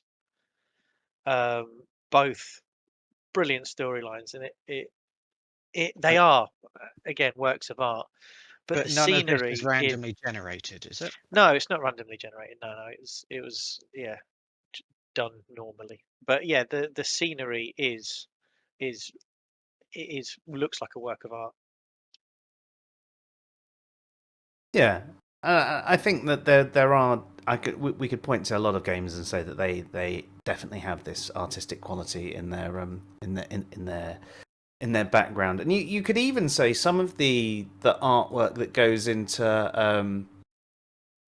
I can't think of the word. It's completely gone. You know, before it actually gets generated, the people who draw it before it gets generated into the thing, like the outlines of the characters and the backgrounds and the general ideas. Storyboard and stuff like that. Yeah, sort of. But it's I can't think of the actual term that is. It might. Concept art?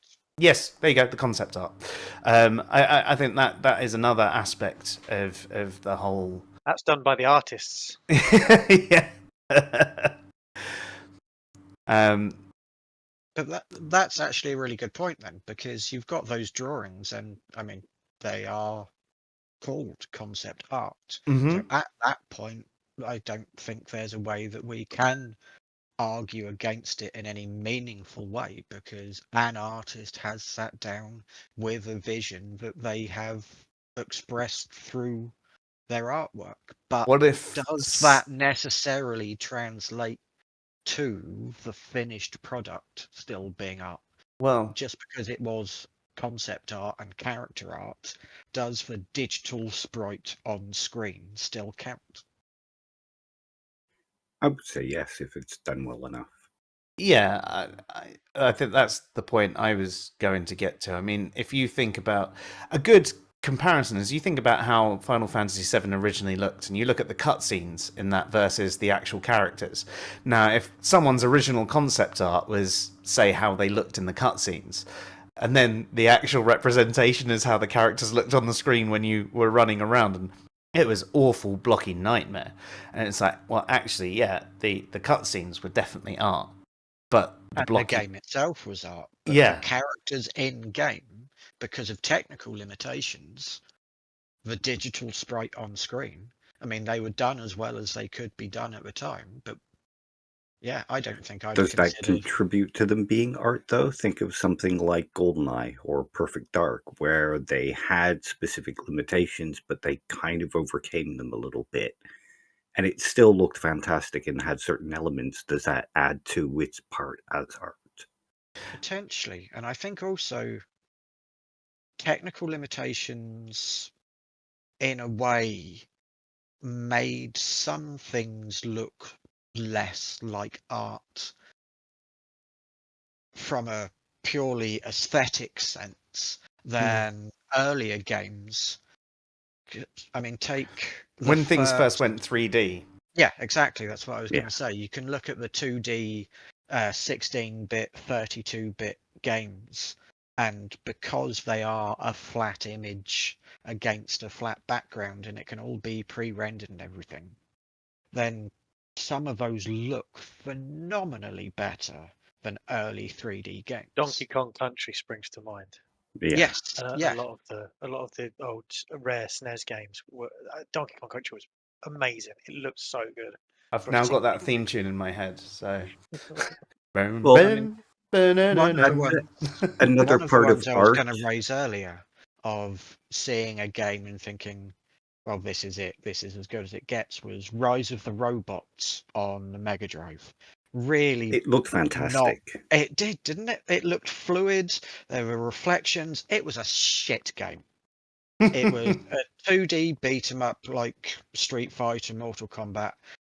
You could only play as one character, and it was punishingly difficult. I don't know. You could also win the game just by crouching down in the corner and doing a low kick. Okay, it was punishingly difficult if you If you played tried the to play game it as properly. it's right, as it Yeah. wanted to be played. Yeah, but it was phenomenally gorgeous. You could look at that, and I still don't understand how they got that out of a 16-bit machine. But then you go to some of the early PS1 N64 games, and I can understand looking at a screenshot from that and somebody turning their nose up and thinking, this can't be art. Fucking look at it. It was I think didn't Doom I know it was kind of a 3D style game, but obviously the sprites that We're all were on the game were two-dimensional. all 2D. So as you moved around, it kind of just moved with you. So it kind of everything was technically rendered 2D, but it had a kind of a 3D feel. Raycast. That's it, raycasting. That's it, yeah.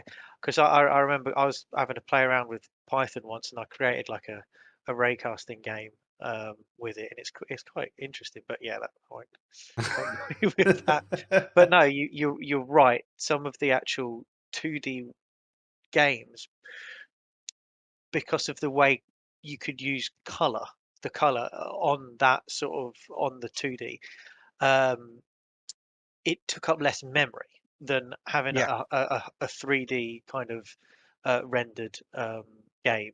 like every aspect of the game was essentially its own individual picture that existed in its own right at any moment. It wasn't a 3D object being moved through space that the graphics had to try and represent on screen.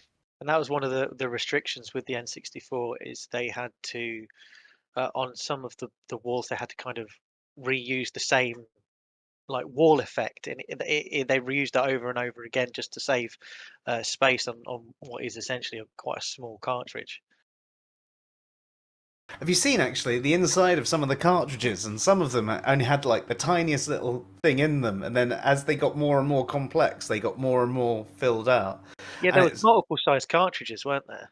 yeah, and yeah, the innards just were just crazy. Like but Didn't yes, the that's N64 have something that they could plug into it that The increased expansion the pack. yeah, like with the old There's an extra 2 Sega meg of RAM or 32 something and like that. Sega CD you used to get for the Mega Drive. The N64 did the same thing with certain games, didn't it? Yeah, the NES. expansion pack come along a bit later, didn't it? Yeah. It was like 2 or 4 meg of RAM or something like that that made the games run a bit. I know. Yeah. That made the games run a bit quicker. But at But that time, the it was amazing that it was megabytes and not kilobytes. exactly. They did want to do a disk drive for it as well, and I don't know if it was They actually did do released in in Japan, Japan. yeah. Yeah. And I know Dave will you probably all know this, but that's where the Sony PlayStation come from. Is Sony tried to work Yeah. with For Nintendo. the SNES. Yeah. Exactly. The Yeah. only reason we have the PlayStation now is that Nintendo thought that discs were a bad format for games. Why weren't they wrong, eh? Yeah. I mean, you can't copy a cartridge really. It's difficult. It's very. Yeah. You could put them You on a can every disc. now. every Back- console-based system I had, cartridge-based system I had a floppy copier for it. Yeah. Like even back when the consoles were out at the time.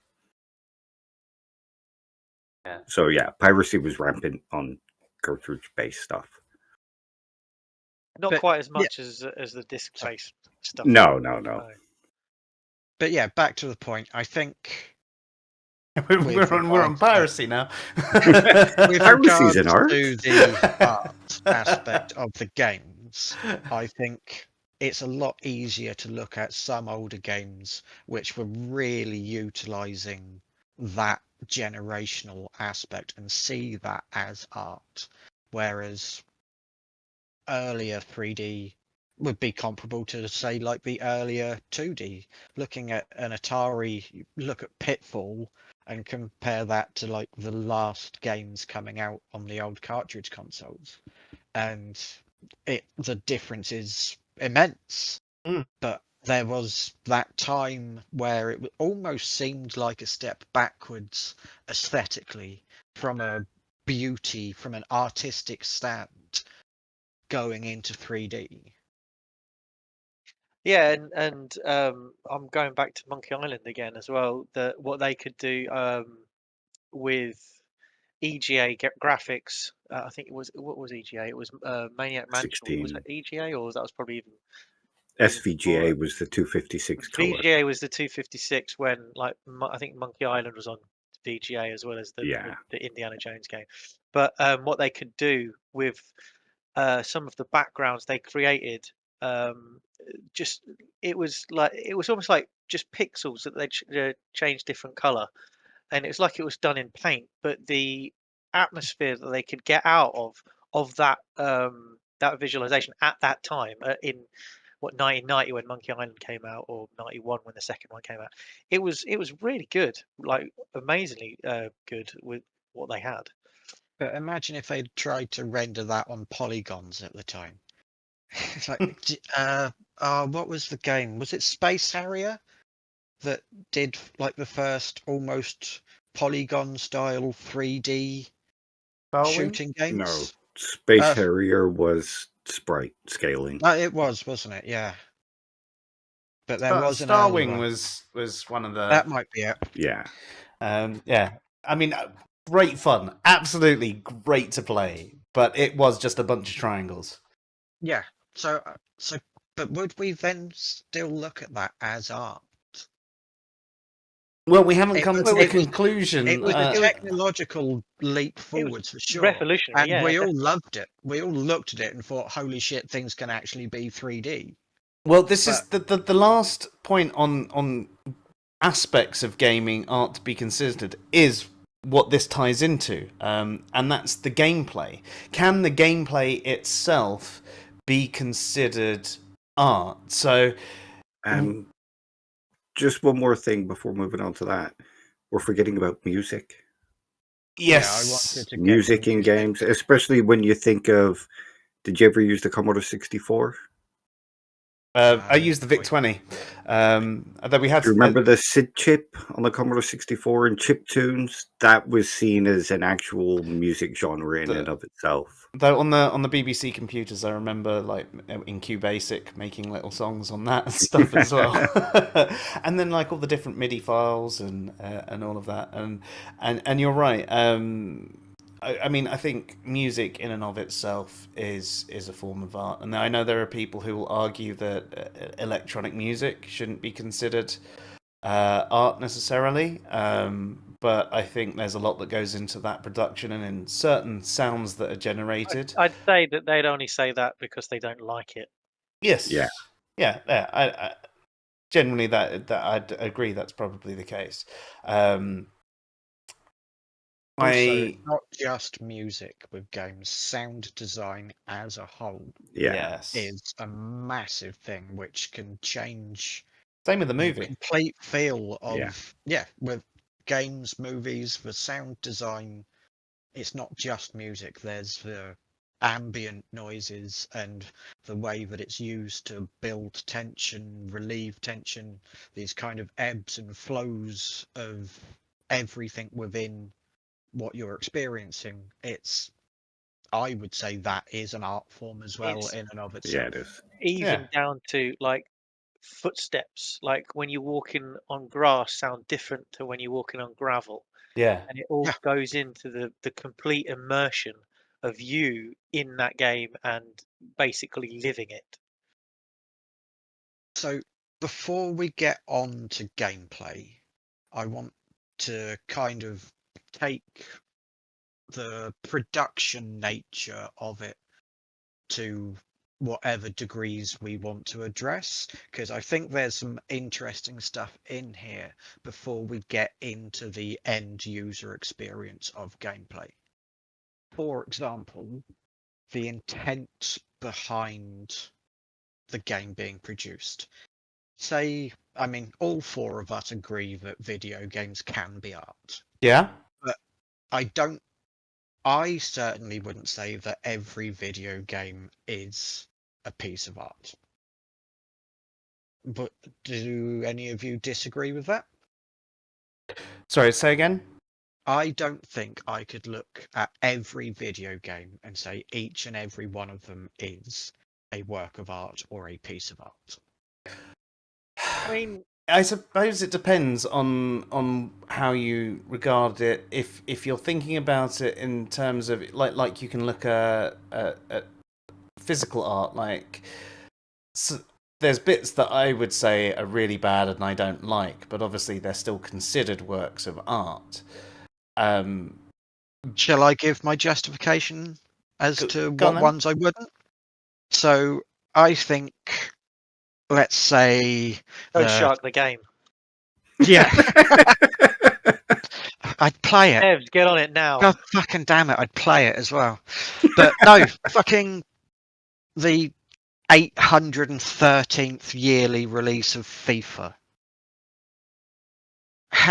I can't look at FIFA 2023 or whatever the fuck it's called now and think that this game that is the same game as last year and the same game as the year before that and look at it as a piece of artwork. It's quite funny because I agree that it is very, very similar to the previous year. I do agree with that. I mean, they are different. I Then- do get that there are then- minor differences. Then you and think if it's the same as last year, then why doesn't FIFA, whatever it is, to a 25 will be coming out? Oh no, it's called, what's it called? FC 25 now. yeah, Is, something why like isn't that. that the same as FIFA 95? For the same reason that a photograph of the Mona Lisa isn't a piece of art. Yeah, But this is but- almost like this is it. This is evolution. This is a representation of evolution. Like its parent might be very, very similar, but its great great great great great great great grandparent was very, very different. yes, it was. But This is micro evolution, right? but yeah, FIFA's just Or one example. microtransaction evolution. Sorry. Yeah, FIFA's just one example, though. You get all of these games where there's just this need to churn out this incremental change, but be a brand new game and cost 90 quid. And every year, everybody's expected to pick it up. And I cannot look at that and think of it as artwork. I can't justify that to myself, regardless of how pretty it is, regardless of how much work they might have put into sound design, all of the other aspects which might make me think of something as art. It's lost on me with this. It's just gone. I mean, if you go back to older computers, you got stuff like the Football Manager games, which were just text-driven menus. I wouldn't class them as art. But Still would IBM, you with like FIFA, RNG. Yeah. Dave? I think. Oh, sorry, go on. Sorry, just I was because just gonna Dave say- made that specific point about the manager. I was just going to say that I probably agree. It's like this year's one it's essentially last year's one with players playing for new teams. Yeah, I think there's got to be an intent, hasn't there? Unless there's a revolutionary change, so a new game mode maybe has been inserted that's not been done before, maybe. Then Yeah. it's kind of just a regurgitation of last year's. It's a photocopy of a photocopy of It's a kit photocopy rather than art. of. Yeah. What do you think, Joe? Do you think we should consider games like FIFA to be art? No, as you say, it's just a replication. I mean, yeah, perhaps each time that there's a massive step forward, you could say that there's a revolutionary point where you have, wow, this is the first time that they've been able to do this sort of thing with a football game. That's amazing. But then you have the iterations for the next 10, 15 years where it, as you say, it's slightly improved graphics and different players on different teams. Or new tricks. The players can do new tricks.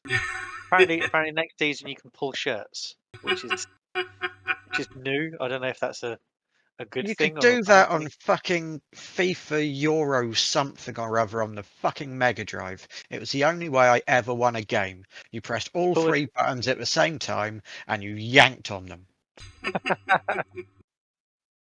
Excellent. I used to. I can't remember what. I don't know if it was a FIFA game. You could run away from the referee and you could just do it forever, and he couldn't give you a card or anything or tell you off. It was hilarious. But yeah, so talking about FIFA and this kind of game where it's this just yearly churning it out is kind of getting into another aspect of the production that I think might matter as to whether we consider a video game a piece of art as well, is the team that is behind the creation. Say a game like Hollow Knight or something like that, where there's this small team with a very focused idea of what it is that they're wanting to create, what they're wanting to express, versus something like a FIFA where it's a boardroom who wants this year's set of millions of pounds to come in. Does that matter? I'd say yes. I would think so, yeah. But it's the difference does it? between a soulless film and a film that is crappily made but still has a lot of heart and you still love. Yeah, Yeah. a cash cow. Yeah. Really, that's essentially what FIFA is. It's I don't want to say it's like all of the Marvel films because I'd get lynched, but they are a little bit of cash cows, though, aren't they? Right? To I know some you. degree, some of them I'd say really, some really are. are. Yeah, I mean, you could say the same about sort of the Marvel and Same Disney, Bond films as well. Star Wars, and all of that. Sometimes they've gone too far with their various series and movies, and they've created a load of crap ones. It doesn't stop the good ones being in there as well, and there's a lot of good ones, but Yeah. there are some that are just the McDonald's version of the rest of the franchise. Yeah, just a gap filler for the next good one. Yeah. Like wrestling games, they get released every year now as well. What ones? Wrestling games like Oh, WWE. yes. Yeah. That makes more sense. I thought you said resting games. And So did I. That was a resting game. You just sit there. No, But they my have games that my are wrestling game is when I go sit on the toilet for 45 minutes away from the kids. They do But yeah, the actually have wrestling those ones- lazy games now, though, don't they, as well? I don't get the whole point of a game that plays itself for you and you just watch it play on your phone. That's called a video, right? Did you never play Little Computer People? That No, it was not heard of basically The Sims before The Sims. It was basically like a little man you had living inside your computer, and you would just watch him. Did he used to chat to the paperclip that always thought I was writing a letter? He kind of did I had dogs. on Is the it kind of DS. like that? No, like way before that. It was just a little man. Was who lived- dogs the thing that just come up on your screen every so often? Just you have to play with it and all that. Yeah, and chuck it a think I ball and remember scratch yeah. it. And, I do remember something like that. Wasn't there like it wasn't just dogs though, was it? Wasn't there like was aliens cats. and stuff? Was there, oh, obviously. There was tons of them. Yeah, It started off with Shovelware dogs, on I the think, DS. but, yeah. So would they be art? A game like dogs? No. Yeah. Why not? The imagery could. Yeah, but the overall game, I don't think. So, would we ever consider a game that is essentially a simulation to be art? Sure, if it was done well enough. I mean, What kind of- FIFA's what done kind of a well, that's simulation? essentially simulating football. You just said that's not art. Dogs simulated a dog inside your computer really well, and you just said Yeah, that's not art. So I did say which that ones would with be? something like FIFA, like if there was a revolutionary football game, like when it hit its new standard where it did something so out of this world that hadn't been done before, that particular one might be considered a work of art, whereas the others are just, just recycled stuff. So dogs might have been, but cats wouldn't, because dogs did it first. And it was revolutionary. Sorry, I'm asking this in a really combative way. I don't mean it as such. It's just No, I'm not taking it as either. I'm just thinking about it. I don't think. Well, again, this comes back on to the next bit where it comes back to the gameplay aspect.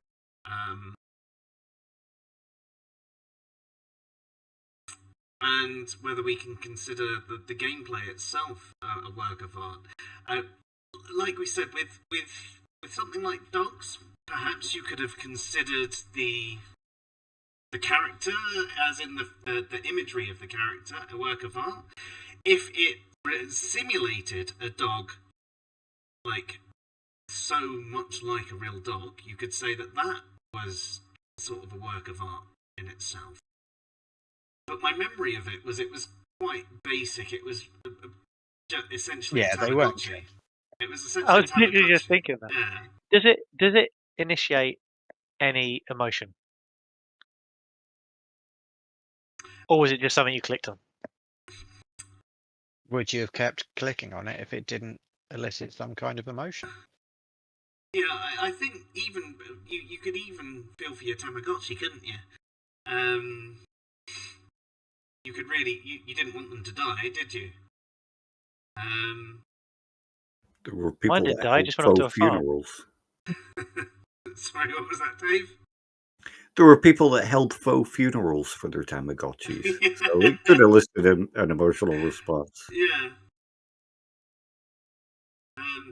So if that's the level of requirement, I guess you could. I don't think I would necessarily think of dogs as a work of art, and I don't think that it was graphically good enough to be a work of art. And Also, probably isn't what they were intending it to be. no, either. It was just a little bit of a time waster. At the end of the day, it was. It didn't have the story and the scripting. It didn't have like any scenery because it was literally just on your computer. The character, it wasn't a full-on simulation of a dog. It just had the key behaviours that a child might associate with a dog, rather than the nuanced behaviours that you They're could very find. specific animations with Yes. specific clicks. Yeah.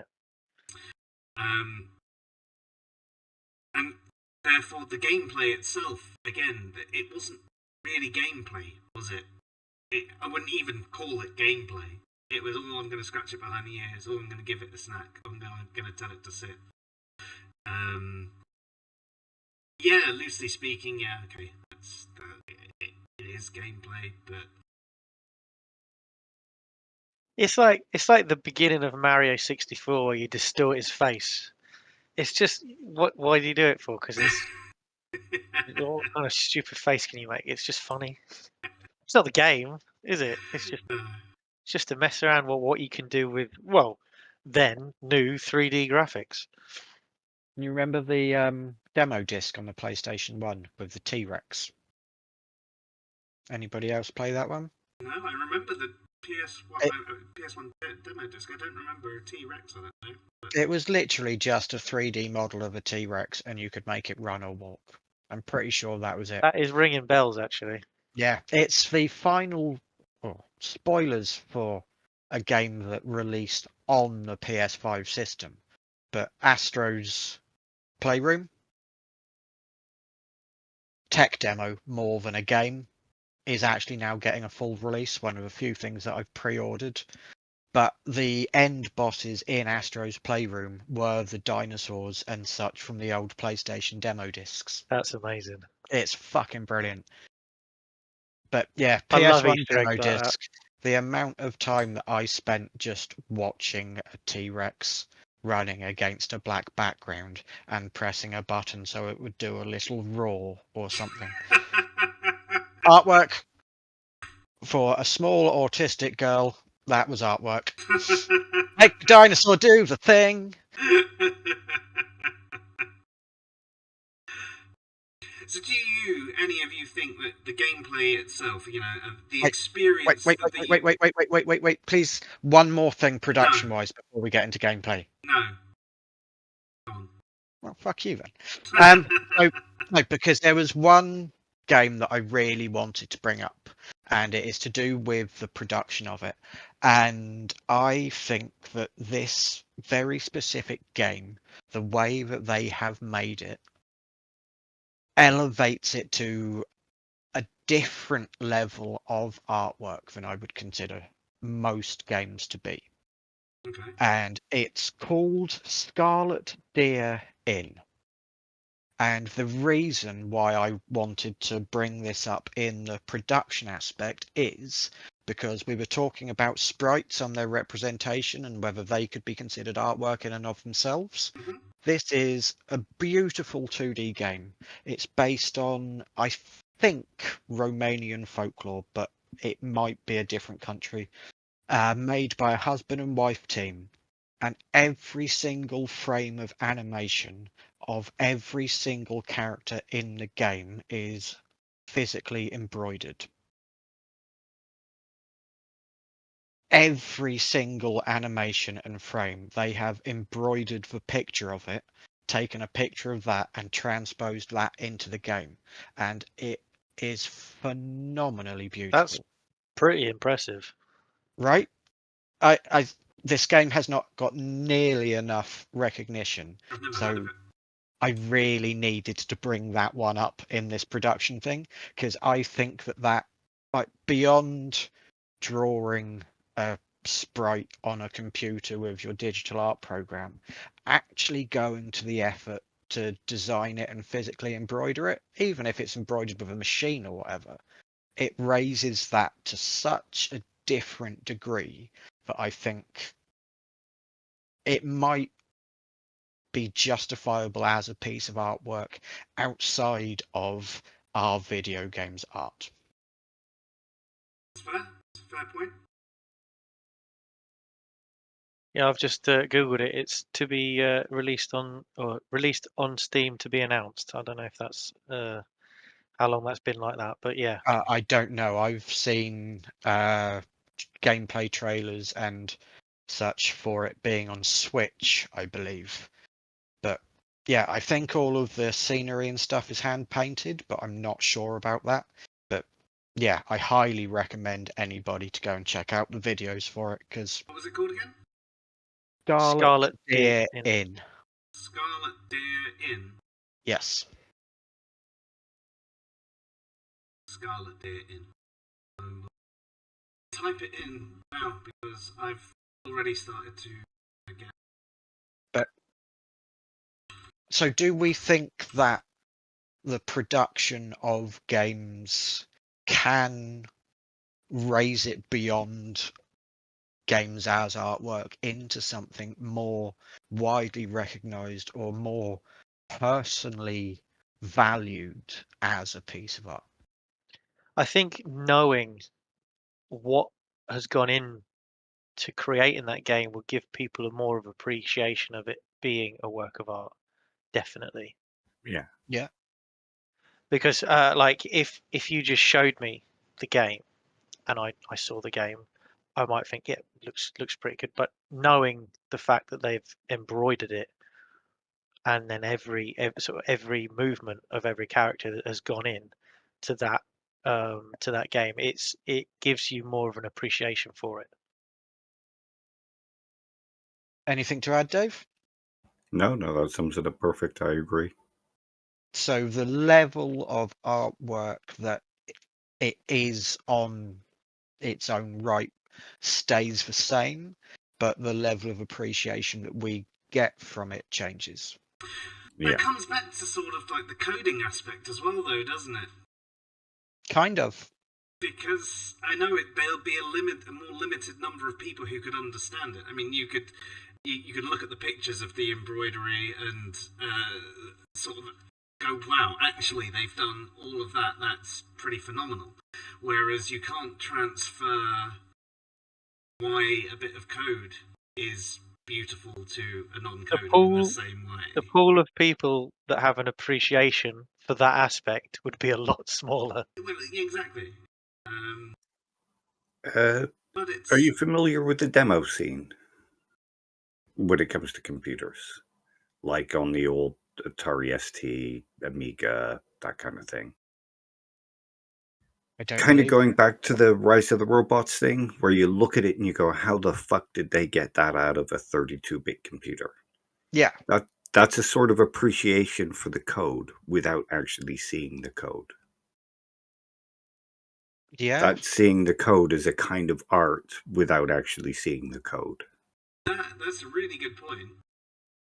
But it's still not a direct appreciation. It's an indirect appreciation of the code, isn't it? It's you're appreciating the artwork and the fact that you don't understand. But also the something. art of the coding. Yes.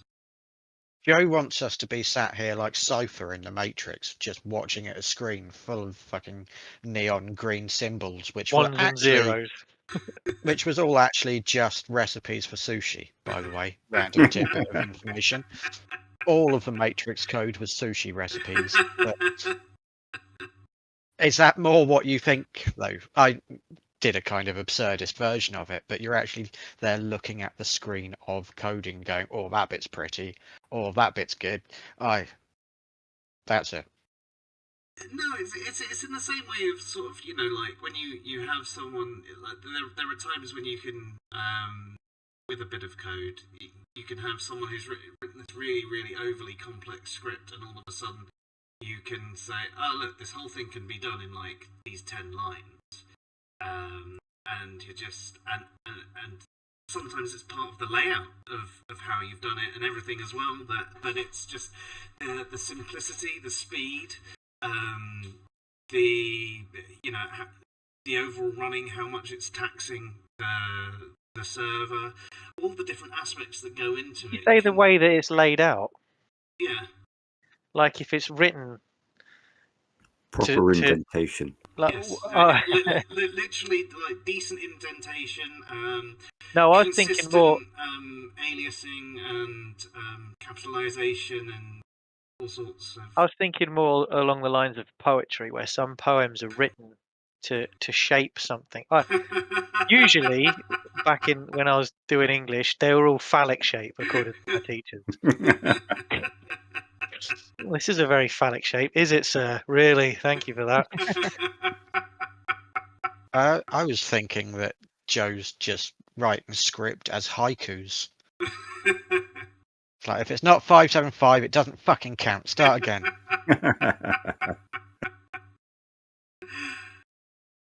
Yeah, no, and I'm still in agreement that there is a certain of art that can come to coding, but I wouldn't call it an art in itself. But we're sort of going against that with what we're saying about this sort of embroidery thing. Not necessarily, because I think it's the level of appreciation. Like if there is a certain amount of people that can get an appreciation for a path, but then Yeah. again, I'm arguing myself looking at modern art, and it's I think it's more of a conventional art if more people have an appreciation for it. So, like It's with like the I was saying embroidery, as well, is a layman being able to look at it and get some Yeah, yeah. degree of appreciation or understanding. And like you were saying, the pool of people is much smaller. A layman isn't going to look at the code and think that looks good unless you've written it so it looks like a dick, apparently. So if we reached a point where actually You now know everybody what my did coding looks understand like. code, then everybody understood basic code and the efficiencies and things like that could be had out of it. Would it then become an art? Yeah, I reckon. Because I mean, at one, I don't know. I would see it as like a technical skill kind of art rather than. Yeah, it's No, I difficult agree with because, you. like saying earlier, when we were talking about the dialogue and the story, and Dave, you mentioned that literature can be art. And we can appreciate that as art because we know how to read. But is an 800-year-old book that we consider art now, would it have been art then when only the top 5% of the population could read? I don't think it's just about reading, is it? But It's about it's prose and we're getting to tempo the and pool of people who can understand it. If we're talking about embroidery, we view as an art, even though it's a technical skill, we're looking at it as an art because the general populace can look at it and appreciate the beauty. But not we're the not general populace. But not all of the people can actually embroider. No, but they can understand what they're looking at because it's a physical representation of something else. But with books, they can be represented in plays or things like that that True. can be shown to people that can have an appreciation for it, not necessarily just people that can read. So where does that leave us with code? Because I'll tell you what, I don't give a fuck who is performing it. I'm not going to watch a play of some fucking code. So you've never seen War Games? All right. You know what I mean. But you see what I mean about it kind of it. If we're talking about the pool of people who can just experience it as it is and appreciate it being whether we consider it to be art or not. Yeah, well, so the example we were giving with this game is the fact that you might look at it and think, yeah, it looks all right, and then you realise, you get told or you read that actually it's all done with actual embroidery, and you can see the screenshots of it and how they've done it, and all of a sudden that raises your appreciation of it, and then that goes from being like, oh yeah, it looks all right, to wow, that's amazing how they've done that, and all of a sudden you've elevated it to wow, that is art, instead of yeah, it's all right. So, But I suppose in the same respect, a car can be a work of art, but not necessarily the workings inside the car. Like if an engine has been modified in a certain way to be more fuel efficient, then to someone that's just looking at the car and driving the car, they don't really care. Well, unless they're obviously putting the fuel, obviously. Yeah, But to look for at the different car, reasons. yeah, exactly, yeah. But when you're playing a game that someone has cut down the code for it to work more efficiently or work quicker, you're only going to see, okay, oh, this is a bit quicker. Oh, that's great. They're not going to really care. You're Yeah, appreciating an end result and potentially an aesthetic exactly. They Yeah. might more than have an appreciating the indirect thing. appreciation of the code, but the direct appreciation will be about the technical aspects. And yes, okay, sometimes skill. it might look a bit better, but it is the technical aspects, the skill that's gone into it, how efficient it is, and that in itself isn't art. You might regard it as beautiful, but it's not in the same way that you can appreciate this. And so it's not just about the number of people that can actually appreciate. There's more to it. But it is one aspect of it to a degree at definitely. least. Yeah, definitely. See, now I'm happy to move on to gameplay. Yeah, but I finished my wine, so I'm done. So.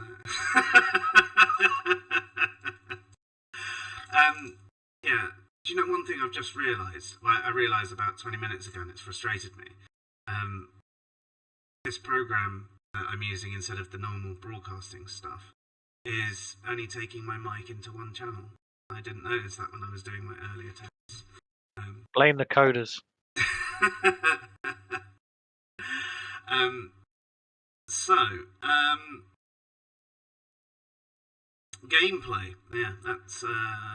Can the gameplay in and of itself be considered art? So the user experience, your enjoyment of the game, whether it grips you, it holds you, and all of those aspects. Can gameplay and user experience be considered art? I'd have said that was probably the main bit of art, wouldn't it? How you interact with, how it immerses you, how you interact with the game, how it makes you feel. All that's part of the gameplay, isn't it? I'd say. Depends on the game, really, I guess.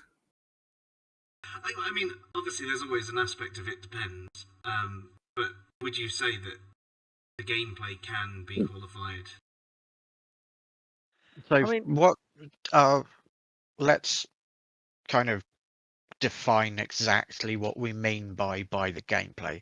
Are we talking about the way the character moves in the world that we're playing in, or are we talking about the way we control it, like the button presses? Are we what do we mean when we say gameplay? Because like Andy was saying, we could consider that the world that we're in and the sound design and all of that kind of stuff to be integral, intrinsic parts of gameplay, but we've separated those out. So what is it we mean? Yeah, so in this, I guess it is the user experience of it. So they're actually going through the gameplay. So not all the aspects that we've mentioned will become part of it. But if you think about Mario, like the old side scroller games, you know, the gameplay is the fact that you generally press left and right, and you jump and you hit blocks, and it's what you do in the game. And it's, you know, like the things that you do that you control, and I guess the feedback that you might then get from that. not like that fighting game earlier that you mentioned, where you just have to crouch in the corner and do low kick the whole time. Honestly, though, Yeah. everybody should go and look at some gameplay of Rise of the Robots, because it's stunning. Like that coming out of a Mega Drive is witchcraft. Visually, so that's more graphics over gameplay, though, isn't it? Yeah, gameplay though. So actually, yeah, this is a really good example of it. Gameplay wise, that game was terrible. Yeah, terrible It was game. huge, yeah. It was like the Christmas release at the time, I think. But yeah, graphically stunning. Like genuinely fucking witchcraft. somebody summoned a demon and put it inside your Mega Drive to make that shit look like that. But gameplay wise was terrible, and probably would have been the aspect that would make you look at that game and not think of it as art. If that had played like Street Fighter or Mortal Kombat, then it probably would have been looked at as a piece of art game. So the gameplay is integral to the game being a work of art.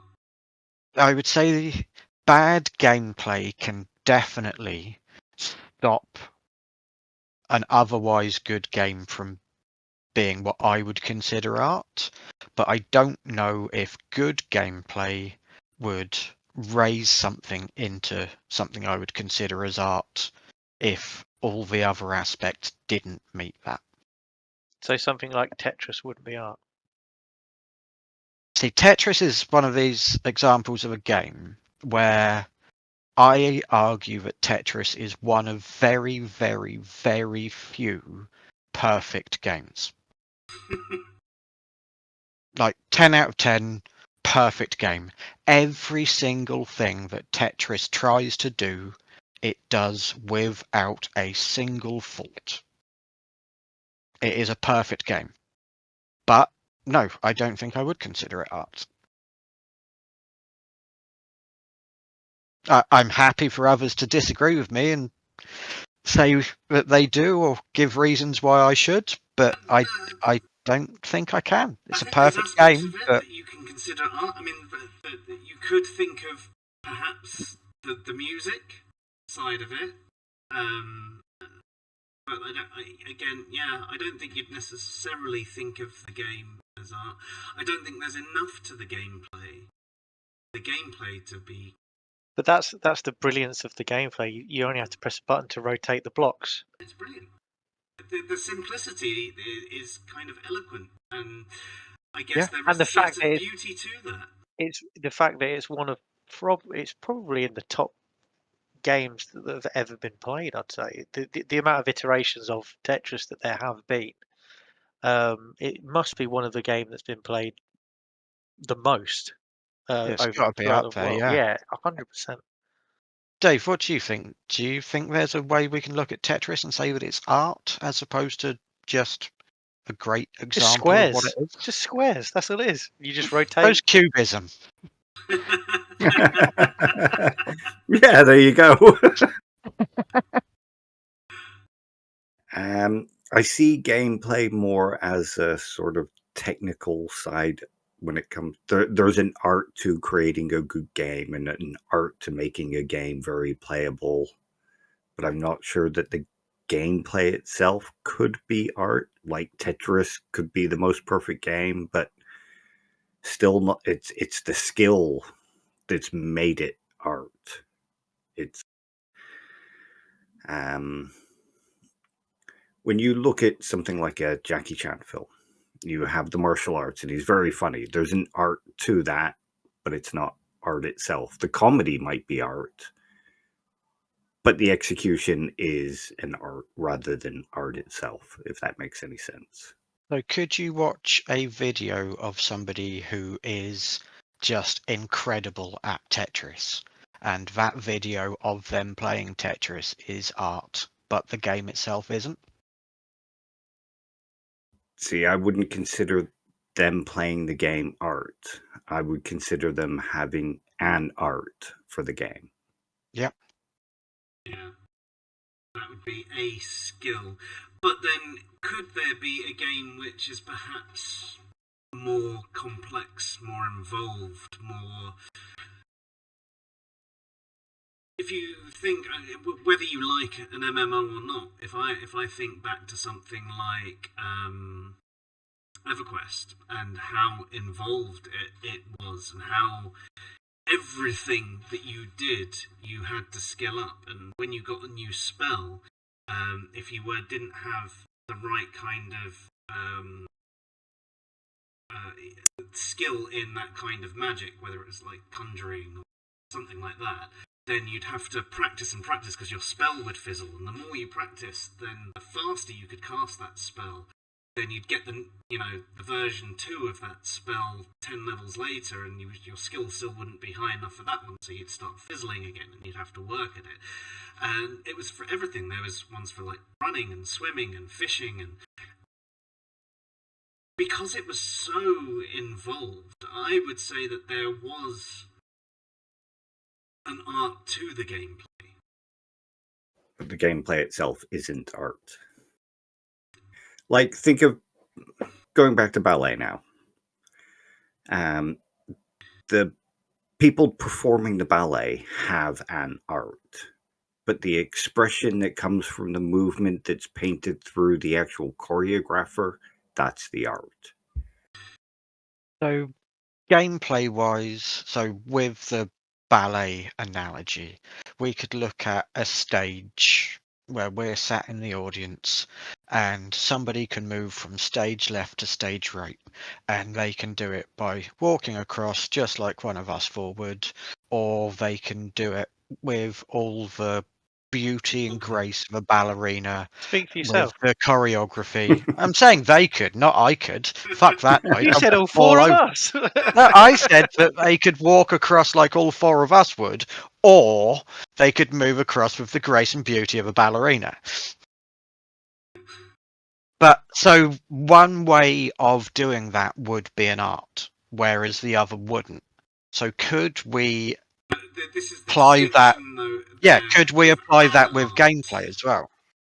This is what the distinction that I think Dave was making, and correct me if I'm wrong, you're saying like an art is kind of like a skill, whereas an art isn't exactly the same as Yes. art. No. So, What? Yeah, I understand that distinction. What I'm saying is that the way that they move from left to right, doing it with ballet is the art. But the choreography, the way, the actual movements that they make while they move across the stage could be art. So I think that's going against what Dave was saying, though, wasn't it? Like Dave was saying that Sort of. an art is the skill that they might have, Yeah. whereas the choreography is the art. Yes, This- exactly. That's what I'm saying. The this is very- choreography sorry. of the moving from stage left to stage right is the piece of art. So that would also, in theory, be applicable to gameplay. The way that we make a character do a thing can be press X on keyboard, or it can be an application of skill in a choreographed way that makes it beautiful to do. Can it not? It can, but let's take something like speedrunning here. That's still painting a picture using the game, but it's not sort of pre-planned in a way to elicit some kind of emotional response in the same way that like a ballet might, or say an opera. Yes.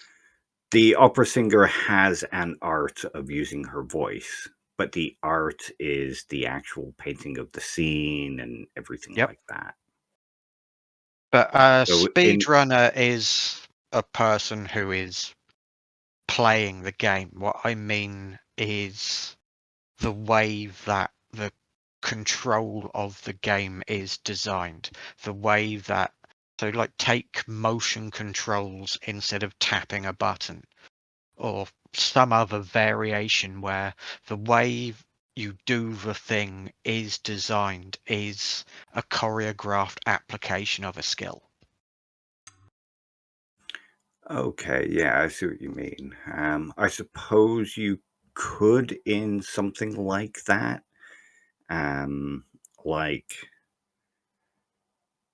it I'm could trying be really hard to think of an example, but the best I can think of is the ridiculously complex inputs you need for some of the special moves in Street Fighter Or But- Tekken.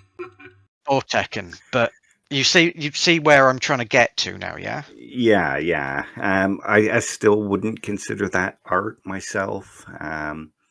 But imagine something like, what was that game on the Wii? Wii Music or something?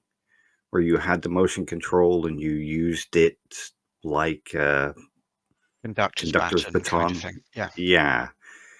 You're making that person perform specific acts, and like people consider conducting to be an art, the way Yeah. the movements are and stuff. You could paint a picture of some scene using that. I suppose I could go to say that something like that could be considered art. But gameplay itself is more of an art than art, is for me anyway. Yeah, I see where you're coming from. Like I say, I'm really struggling to find an example of anything where I would consider it to be definitely this makes me think that it absolutely can be. But conceptually, it just You seems like it's could. possible. Yeah, I'm not saying it's impossible, but for the most part, gameplay is an art rather than art itself. That's Yeah, fair. I think with that distinction, I'd have to agree. So then, and Something's happened to my mic. I haven't changed I anything. can still hear you. I can hear you okay. Yeah, I can hear you. Apparently, I sound not as good as at the beginning of the stream, but I haven't actually changed it. I was just That's you. just because he's finished his wine. as a good point. There was light in the world at the beginning of the stream, and now it's dark and abysmal. I did notice about 20 minutes ago that this is only taking in because of my mic, the way my mic's set up, it's only taking in to one of the channels rather than monoing it. But it should have been doing that since the beginning, and I haven't changed any of the audio effects. So, in short, I don't know. I don't know what's happened. Sorry. But I might go back to the other software next time anyway, because I think it's overall a little bit better. But I digress. So I think what we're leaning to here now is that an overall game can be a work of art, yet certain components that make the game are just an art in and of themselves. So, like the music, creating the music for a game is an art. Creating But the the gameplay music is an art. itself can be artwork.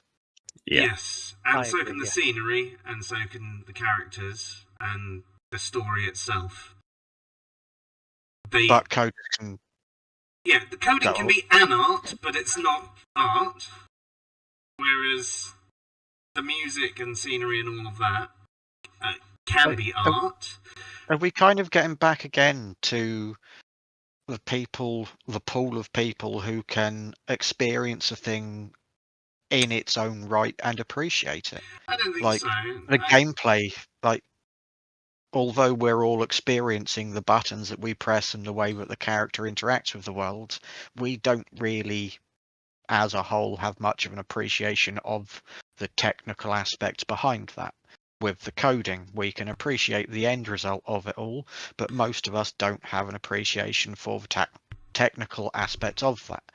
But the paintings of the background and the story arcs of the characters and the music, which are the things we have said can be artworks in and of their own right, are things that anyone can look at and get. Yeah, something along those lines, yeah. Yeah. You don't look like you're happy with that, Jay. He just wants us to call his code beautiful. No, that's fine. I fully accept that. I don't think code is art. I think it is an art in the sense of it's a technical skill and there is a certain beauty to it. The only thing I'm thinking about more and more really is this gameplay aspect, and I think I agree that again it's sort of an art, but the gameplay itself can sort of evoke these sort of emotions in you, and can Wanting to punch your brother for beating you in Street Fighter isn't the kind of artistic emotional evocation that we're looking for. That wasn't their intention. Are Yeah. you sure? I think that if we think about how sort of we could look at a piece of art or hear a piece of music, and be sort of overwhelmed with the experience, and I think there is certain aspects to gameplay that you could have. It's sort of how I was describing that sort of experience of playing EverQuest, because it was so in depth and it was so nuanced, and it was just sort of everything had a skill, and the way it really sort of made you feel as part of that world, and it was so sort of revolutionary in itself. I mean, it's not like it was the only RPG to ever exist, but the way this was done was just like so out there, especially at the time. And I don't think any MMO has compared since, really. And I kind of feel like that experience is akin to sort of the way a piece of art can make you feel. So Is it kind of like how you were saying earlier, where a FIFA game could be art if it did that thing in such a revolutionary way that it separated itself from everything that came before? EverQuest did all of this stuff with its gameplay in such a way that it separated itself from everything that had came before. So it's the gameplay that made it more art than anything else did. well, exactly. So that comes back to the question of, at that point in time, is that gameplay art just for that?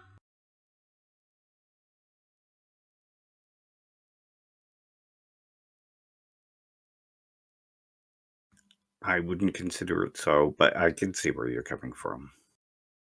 I think it's another one that I'm just going to have to mull over, because I'm caught on it, and I don't know where I stand. Just go Wittgensteinian. Well, I think in general, like we say, with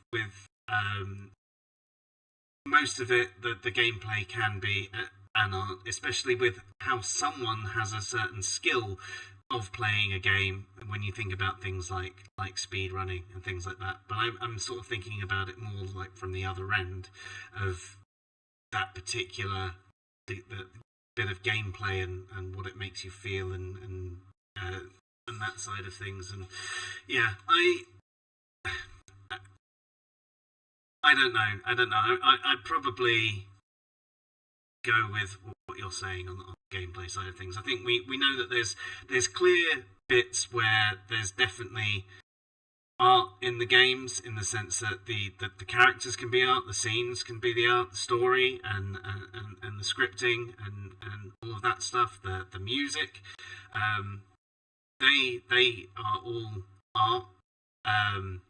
The coding can be beautiful. You can say there is an art to the coding, but coding is not art.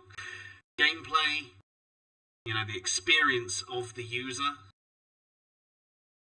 that in itself is not necessarily art, but There are ways in which it potentially could be. And without it, the game wouldn't be art.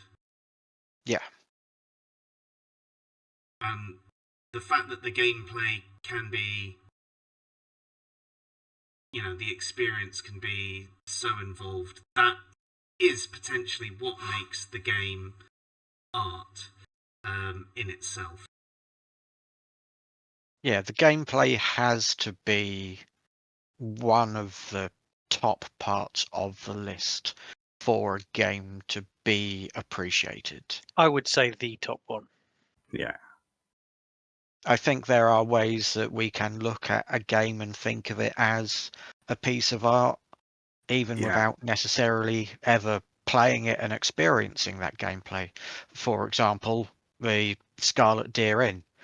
I will probably never play that game, but holy shit, would I consider that to be a work of art. I don't know what the gameplay will ever be. But yeah, I think at a general rule of thumb, the gameplay has got to be one of the most, if not the most important aspect for us to be able to appreciate it in the first place. I know. Again, it's like you say, art is subjective. Maybe, so maybe putting gameplay at the top is one of the subjectiveness things about the game and a game being art, and that maybe some people want to be visually stunned. They want to see amazing scenery. They're not too bothered about the gameplay, or they want to hear some beautiful music. You know. So Yeah, I can throw in an example of gameplay not being the most important thing is something like Dragon Slayer. The gameplay for that was terrible. It was basically just memorize which direction to press, but everything about it was created by Don Bluth, and what better animation artist can you find at the time? a visually stunning game. It's actually visuals was something I meant to bring up earlier. I think we can touch on it really, really briefly. Of when we're looking at the visuals and thinking whether that game is a piece of art, do you think we can get too close to realistic where it stops being artistic in its representation? Do we think that like some level of stylization is kind of necessary? Because I mean, we get think some so. games now in like the top end Unreal 5, which even £10,000 gaming PCs can barely run, and it just looks like video footage. have you seen some of the videos? Oh, Yeah. I was going to say it's unreal, but yeah. But I don't know whether I look at those and think of them as art anymore, because it's just real.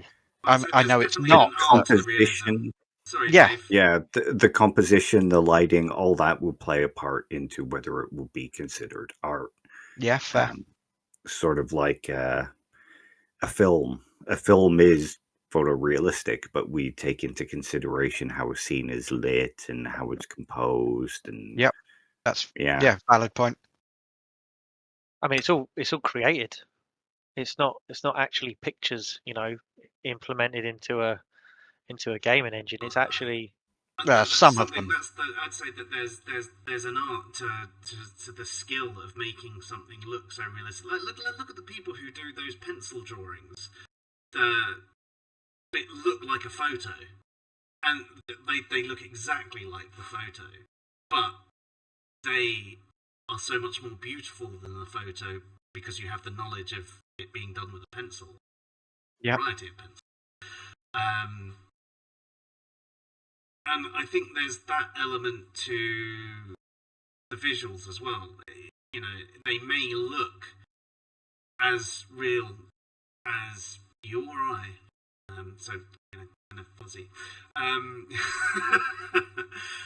But knowing how they've been crafted, that someone's actually built them, is another way of Raising the appreciation again, Yeah. like with the embroidery. Exactly. Yep. Yeah, I agree with all of that.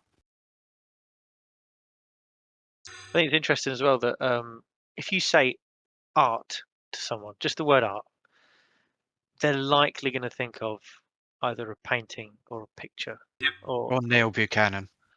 Neil Buchanan. Exactly. Which, in a gaming respect, would be the graphics. Yeah. But gameplay is such a big a big part of it. I know when an art, it can be music, but gameplay is such a big part of it that it's, I don't know, it's more than it for me. It should be more about when you're playing a computer game, you're being immersed into that world, and the graphics do kind of play a part of that. Obviously, the more realistic the graphics, the more easy it is to sort of immerse yourself, because if you can imagine using a VR with Unreal 5 engine, and you're pretty much, it's almost like for like, you know. However, if the gameplay's lacking, then you don't feel that immersed by it.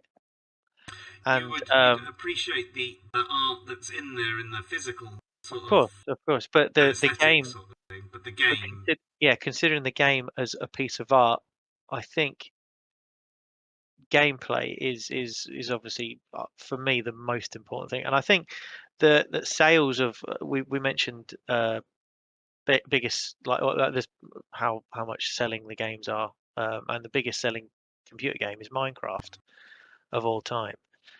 And look at the graphics on that.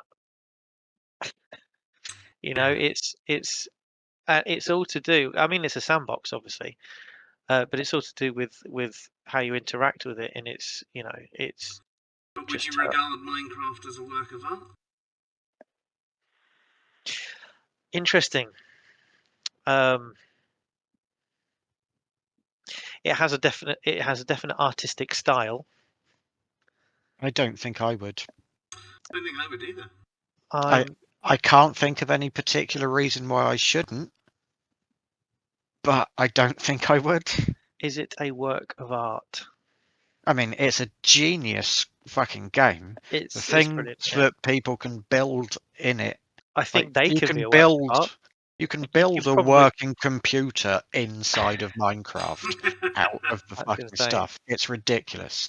They've built stuff that could technically run Doom inside the fucking game. You can run Doom on anything. Well, that's true. It's some. So you could consider what people make within Minecraft a work of art, Yes. but Minecraft isn't a work of art. Yeah. It's just the tool to do Make something. art. Like Yeah. a paint palette. Well, yeah, exactly like that. So in that aspect, the gameplay, this goes back to the gameplay is an art rather than art. The game is, for whatever reason, and it's probably mostly aesthetic, not regarded as art. I mean, it might also be because of how similar the name sounds to Mein Kampf. But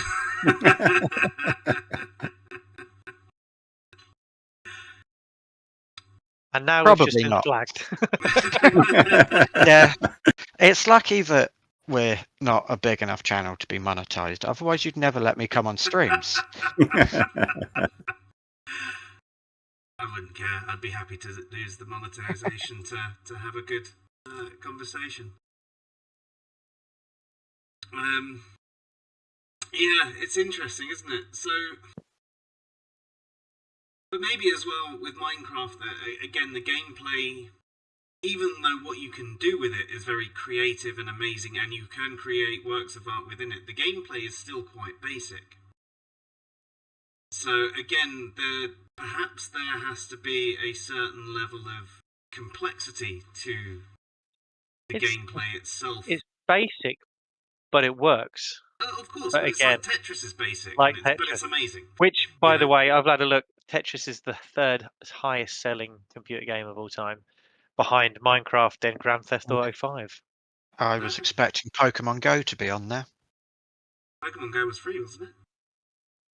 Oh, yeah, true. So were old versions of Minecraft, weren't they? Yes, yeah. I know not all of the versions are. I think it was mainly on consoles where you had to pay for it, wasn't it? On PC, as far as I'm aware, it was always free. But There are different editions, and some are like crossplay compatible and some aren't. And I think they have now made it so that the old version just doesn't work anymore. Everything has been migrated onto the new one. But all of my knowledge about Minecraft is secondhand and learned against my will. Yeah, I've never played it. I played it a couple of times. It's all right. It wasn't. They did some really interesting educational packs that they released for free during lockdown so that kids could play PlayStation and still learn some shit while they weren't at school, which was a really nice move for them. I'll give them that. But Yeah. as a whole, if I want to build stuff, I'll go find my fucking Lego.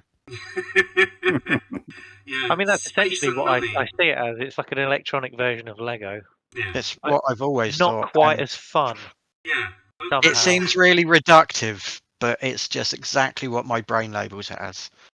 Yeah, Lego, but not as fun. Yeah. No, same. Yeah, that's exactly what I thought. In fact, once I found an interactive Lego instructions. I think it was for what was it for? I think it might have been for the Simpsons house. Right, I found a PDF for it, and I just built that house in Minecraft with my son. It's Following actually the Lego instructions. following the Lego That's brilliant. instructions. So I've done that a few times. That's quite good. Yeah, fair. I'm going to go build a fucking Millennium Falcon because I can never afford to buy that Lego kit. There you go. There you go. Well, I think that we've probably touched on about every aspect that we can on the benefits and detriments and artistic sets within games and whether games can be art. For anyone who wants the really TLDR version of it, there are both benefits and detriments to games. A lot of the detriments are overplayed by people saying, looking for a black sheep. However, there are some genuine detriments, and there's a hell of a lot of positives as well. As to whether games can be considered art, well, there's many elements within a game that can be art in and of themselves, but a game isn't necessarily art, though it can be. Is there anything else that any of you would like to add? So we just spent 3 hours to get to the conclusion of, maybe. Sometimes, It's That's not about the philosophy. destination, it's about the journey, Chris. We did a philosophy is what we did. Yeah. We thought about it really hard and got no definite answers. We'll be asking the question in 1,000 years. We'll be the next Plato. Mediocrities. It's not Yeah, it's Plato's pretty much cave, me. it's Dave's arcade. Yeah. Awesome.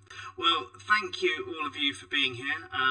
Hopefully we can start picking up and doing a few more streams, in a bit more regularly. Although no promises, because I'm still knackered. But that's it for me. You've been watching Answers in Reason. Joe? I'm Chris. I'm Dave. And you've Forgot to pressed press control. And I'm Andrew without pressing control. Thank